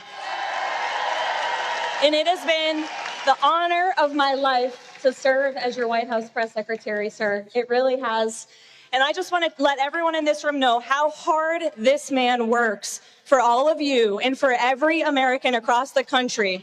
Regardless of whether they're a Republican or a Democrat, you call this man at 6 in the morning, you call him at 3 in the morning, he picks up the phone because he's looking out for you. And he needs your help with a Republican Congress for the next 2 years so he can make our country greater and stronger and wealthier than ever before. So get out and vote. Thank you.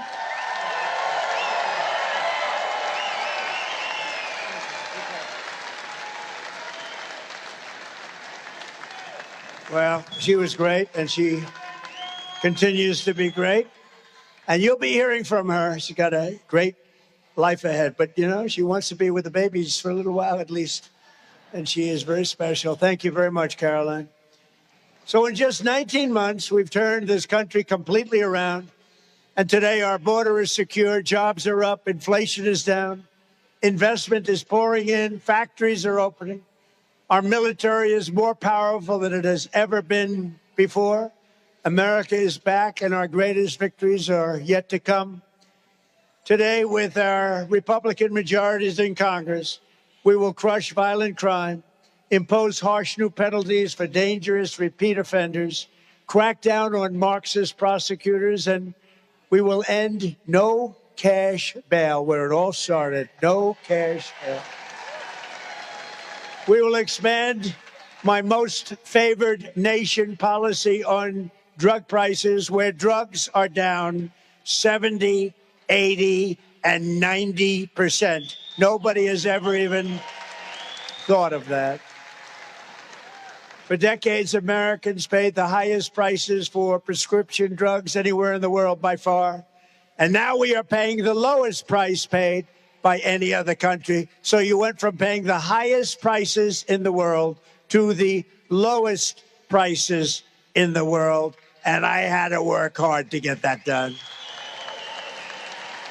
So I'm giving you the largest prescription drug price cuts in history, with differences of 400, 500, and even 600%. Think of that. You'd ever think you'd hear that? You know, it's funny. In my first term, I was very proud because I was able to cut drug from January to December by, think of this, 1/8%. It's the first time a drug cut was able to get through for a year period in 28 years. So they went 28 years where drugs only went this way, prescription drugs and drugs of all kinds. And I was told that I was the first in 28 years to cut 1/8%. And I had a news conference, and I was beaming. I thought it was great. 1/8%. Now I've cut drug prices 60, 70, 80, and even 90%. Who would have thought? And other presidents knew this was a possibility, but they weren't able to get it done. Most of them never even tried, but I got the other countries to do it. They had to agree to it. You think it was easy? Because their prices had to go up in order for our prices to come down. And I said, you gotta let your prices rise. And we did. They had to double and triple their prices in order to get us that cut. And I won't tell you what I said to them, but it wasn't very pleasant, I can tell you. So we should win the midterms on this issue alone, on drug pricing alone, we should win. Now, that's going to have a huge impact on your health care, because health care is, so much of it is made up on prescription drugs. Together, we will pass the great health care plan to stop all payments to big insurance companies and give the money directly to the people so that they can buy their own health care, which will be much better care at a much lower price. A lot of money left over. And finally, we must pass the Save America Act to defend our sacred American elections. You know what I mean? Gotta do it. You gotta do it, Tim. We have to do it. And to do that, all voters must show voter ID, and all voters must provide, very simply, proof of citizenship. And we will enshrine, we had a victory in the Supreme Court on this subject, but we got to get it done permanently and good. We will enshrine no men and women's sports and no transgender mutilization of our children. And it's hard to believe we have to fight. Who could believe that we're standing up here? Can you imagine being like 20 years ago and you'd have a presidential candidate or a president standing up saying, we will not allow men to play in women's sports? They'd say, this guy's crazy. And now it's like a battle. Can you believe it? Or transgender mutilization of your children will take place. Now, could you imagine saying that like 20 years ago, even 15 years ago? They take the guy off and put him in a cage. They'd say there's something wrong with him. And I actually have to get up and fight for no men playing in women's sports, no transgender surgery of your children. It's not even believable, but that's the radical left. They're crazy, and you can't let them get involved any further with this country. But once again, it all begins with voting for Darline Graham and some great, great people. And in this case, the runoff is Tuesday, August 25th. And I will be watching all day long. No, I want that to happen. For Lindsey, I want it to happen. The polls open at 7 a.m. and close at 7 p.m. So get your friends and get your neighbors and get out and vote for Darline Graham. And remember, they say again that Trump gets a lot of votes, but if he's not on the ballot, people don't vote so much. I am on the ballot. We're all on the ballot. Our country's on the ballot. You have to get out. You have to vote. I am on the ballot. We're all on the ballot. So in closing, ladies and gentlemen of South Carolina, the golden age of America is upon us, and together with your help and patriots all across this magnificent land, we will make America powerful again. We will make America wealthy again. We will make America healthy again. We will make America strong again. We will make America proud again. We will make America safe again. And above all, we will make America great again. Thank you, South Carolina. Thank you, Myrtle Beach. I'll be back. Thank you. Thank you. Good luck, Darline. Good luck. Gonna have a big win. Thank you. Thank you, everybody. God bless you. All right, that was President Trump. It really felt like one of the campaign rallies. He was one of his campaign rallies. He was campaigning, though. He was there to campaign for Darline Graham, who is in the runoff, Senator Darline Graham, who is trying to get elected to a full term as senator from South Carolina after her brother Lindsey Graham died. And there's President Trump doing, I think, a golf swing. But now he's dancing. The runoff will be on Tuesday. So we'll see what happens. She is running against Ralph Norman for the Republican nomination. I'm going to take some comments from you guys. I thought it was interesting. A lot of what President Trump was talking about was addressed towards the Democrats, right? I mean, he spoke about Democrats a lot, or as he calls them, Democrats. The election on Tuesday is not Democrat versus Republican. The runoff election on Tuesday is the Republican primary runoff. I don't know that President Trump mentioned Ralph Norman at all. I mean, maybe he did and I'm forgetting. But he certainly did not focus on Ralph Norman. He talked about the Democrats a lot. So I thought that was interesting.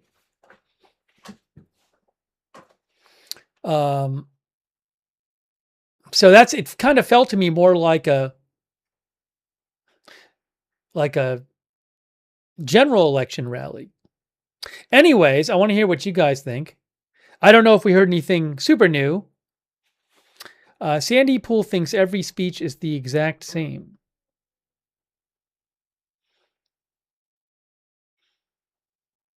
Vampire Anarchy thought it was fear-mongering. The one and only says he dances. And now Ruse says, best president of our time. Meredith Wark Angulo says, as usual, 1.5 hours. I think it was about what? Yeah, about 1.5, maybe a little less, maybe about 125 or something. By the way, again, I got to really thank Right Side Broadcasting. They let us use their feed, which was really nice of them. So I really appreciate that. They cover all kinds of Trump events. So if you want to see more of those events, you can go check out Right Side Broadcasting on their social media channels. But I really do appreciate them letting us use their feed. That was really nice of them. Oops, so we don't need the clock up there anymore. Now, maybe we'll be hearing, look, I would not be surprised if President Trump does other rallies for other Republican candidates as we get close to the midterms. So I might be covering some other Trump rallies and Democrat rallies as well. He also talked several times about Abdul El Sayed, the Democratic candidate in Michigan. He spent a bunch of time talking about him. Oh, also, one other thing I noticed, he spent a lot of time talking about immigration. Did not talk about Iran much. Maybe the most talked about topic was immigration. There was a lot of time in immigration. A lot. Which I thought was interesting. Let's see here.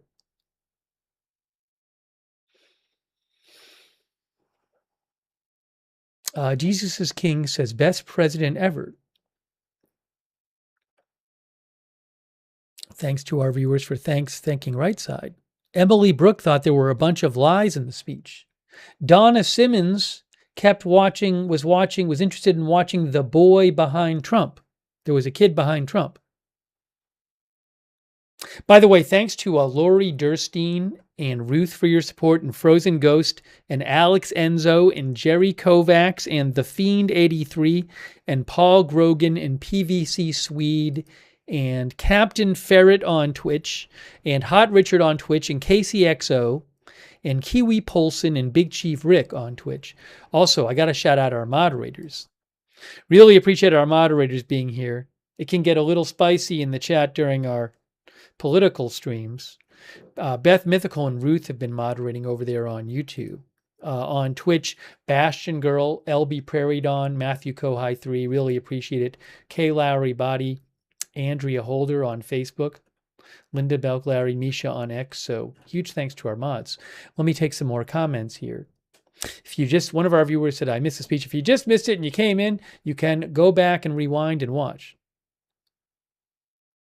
Barbara LaFrance says, I sure hope he brings down food and gas prices.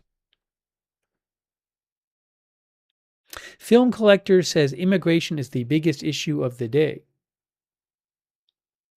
AJ Krause thinks worst president. By the way, regarding what he mentioned about the Supreme Court, basically they said today that construction on the ballroom can continue while they are considering an appeal.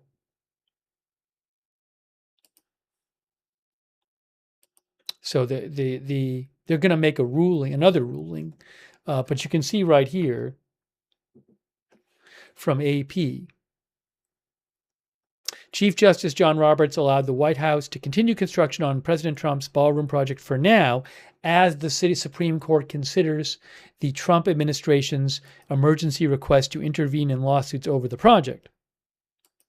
The order today will remain in place until the Supreme Court issues a more durable decision. We don't know when their decision about the ballroom will be handed down.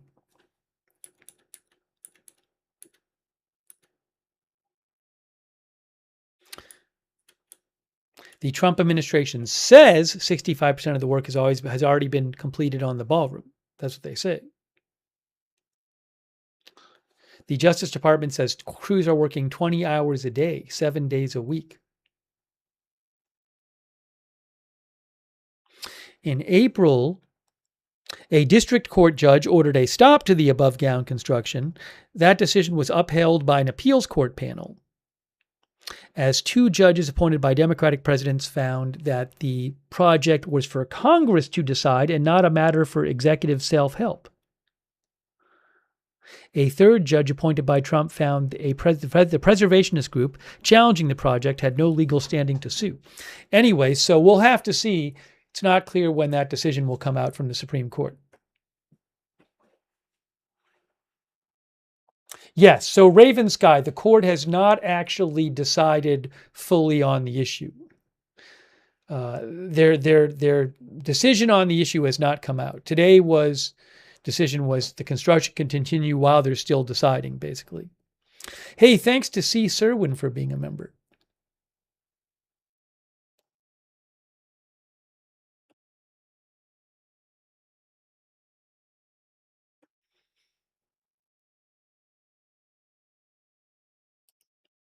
All right, so I'll be keeping an eye on the news tonight. If there's some other big news tonight, I can come back on the air.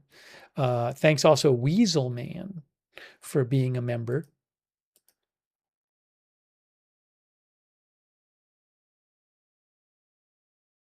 Tism, our viewer, says no word about affordability, just taxes. Well, he did talk a little bit, which he's done before, and claim that Democrats started complaining about affordability right as he got into office. And he also says he claimed that he had brought prices down on a lot of things. He also said that oil prices will come down quickly when the war is over, which he has said before.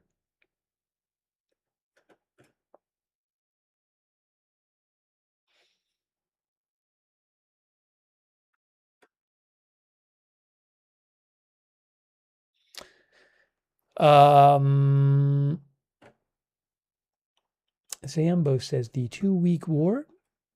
So yeah, I think I'm going to try to do coverage of the runoff election on Tuesday night. That's my plan. So I hope to cover the runoff election on Tuesday night between Darline Graham and Ralph Norman. So keep an eye out for that.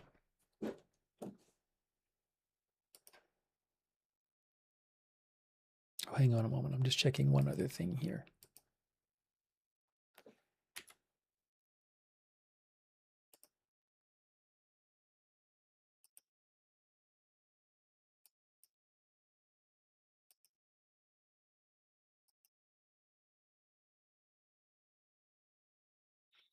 Okay. Well, I do appreciate people.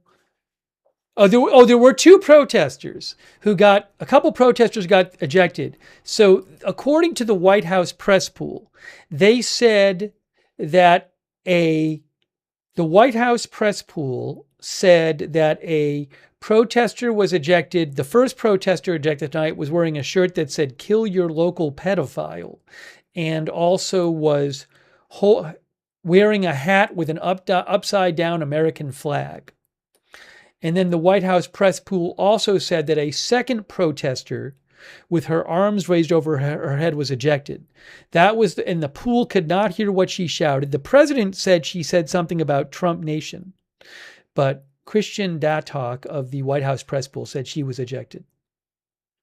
So that happened too, just to update you.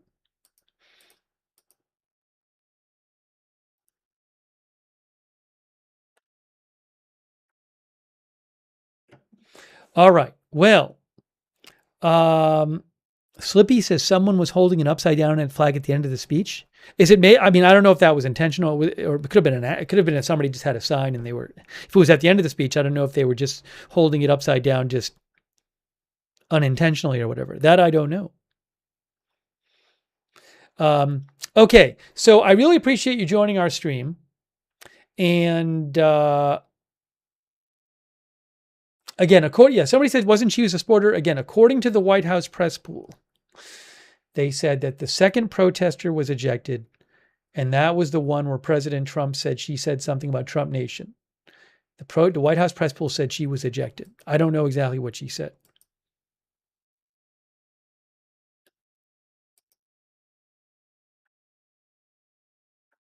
Okay, we talked about panchamosporin. Is that what it is? We talked about the bond market a few days ago, so I'll keep an eye on that on our previous stream. I think it was. I'll keep an eye on that. We might cover that more on future streams. All right. So look, I really appreciate you being here for the stream, and thanks also to everybody for letting me read your comments and questions on the air. I will keep an eye out for news. If there's more news, I will jump back on the air. And if you'd like, you can subscribe, follow Agenda Free TV, cover all kinds of live breaking news without an agenda, Agenda Free TV. And also, I will post news updates on my X account as well when I am off the air. That account is Lookner. At Lookner on X. You can follow me over there if you want. And I would suggest that you turn on the notifications for the channel, because you never know when new news is going to happen and when we're going to just jump right on the air and start a new stream. So if you don't want to miss a breaking news stream, we have our free notification system. It's free. You can sign up. You sign up once and you get a notification before we go on the air every time. It's easy to sign up. The mods will post a link in the chat to sign up for the notifications. You can also find that sign up link for the notifications in the description of this video on YouTube and Facebook. So sign up for the notifications. I would recommend that. Let's see here. And also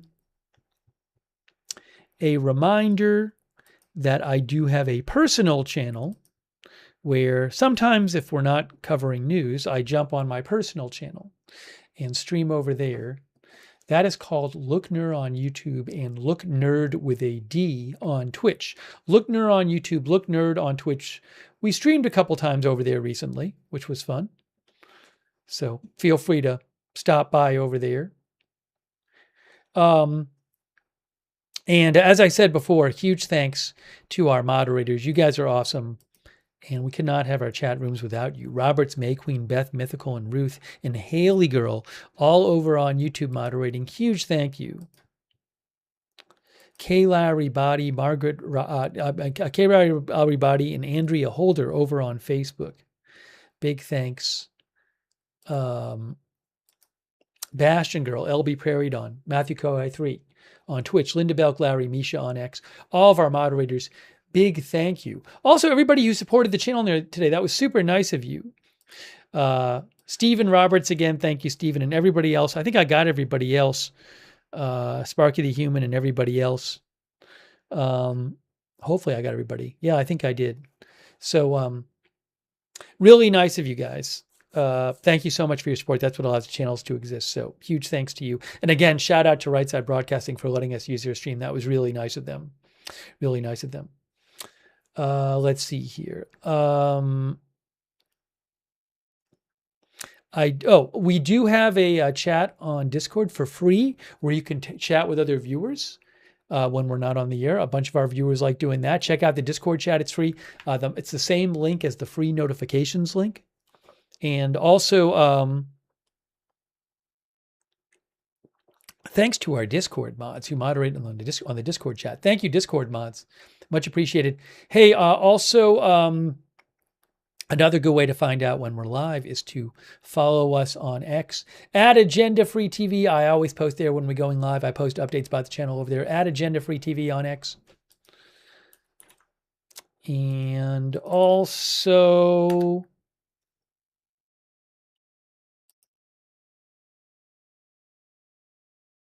one more thing I want to mention. If you watch on YouTube, I would suggest turning on the YouTube notifications, another good way to find out when we're live. To do that, You got to subscribe to the channel and then click the bell and choose all notifications. If you're already subscribed, well, make sure you click the bell and choose all notifications.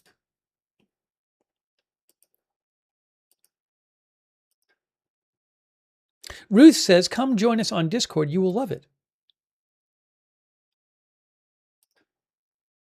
Thanks to our Facebook subscribers who subscribe there and support the channel, like Dolly Clark. Thank you, Dolly, Diane Allworth, Martha Crawford, all of our other Facebook subscribers. Really appreciate it. Oh, Darren Charlo is moderating too. Thanks, Darren.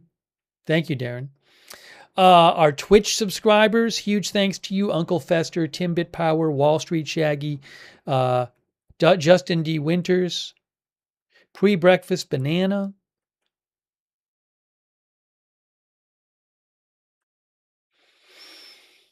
Devil Doc, Sandy Doggo, Slippy 313, KCXO, Kiwi Powelson, Hot Richard, Captain Ferret, Big Chief Rick, London Real, Sandra's 42, Library Scary Atheist. Thanks for subscribing on Twitch. And all of our YouTube members. Thanks so much to you guys. Evelyn and Maine, Thomas Doyle Burke, just to name a few. Lori Durstein, Dorn Machine, The Tree Line, CAC 813, Sea Chase, William Cromer, John Flick, and our other members too. Jesse James, thanks. And our other viewers. The one and only, thank you.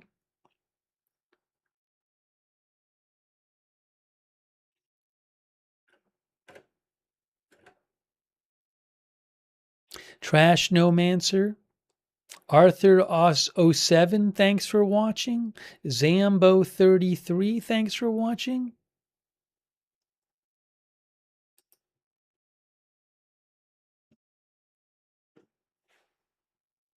Audrey Burbank, thanks for watching. Nicolette Parker, thank you.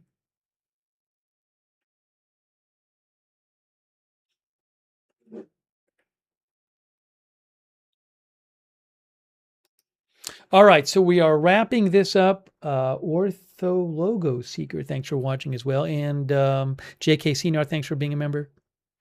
All right.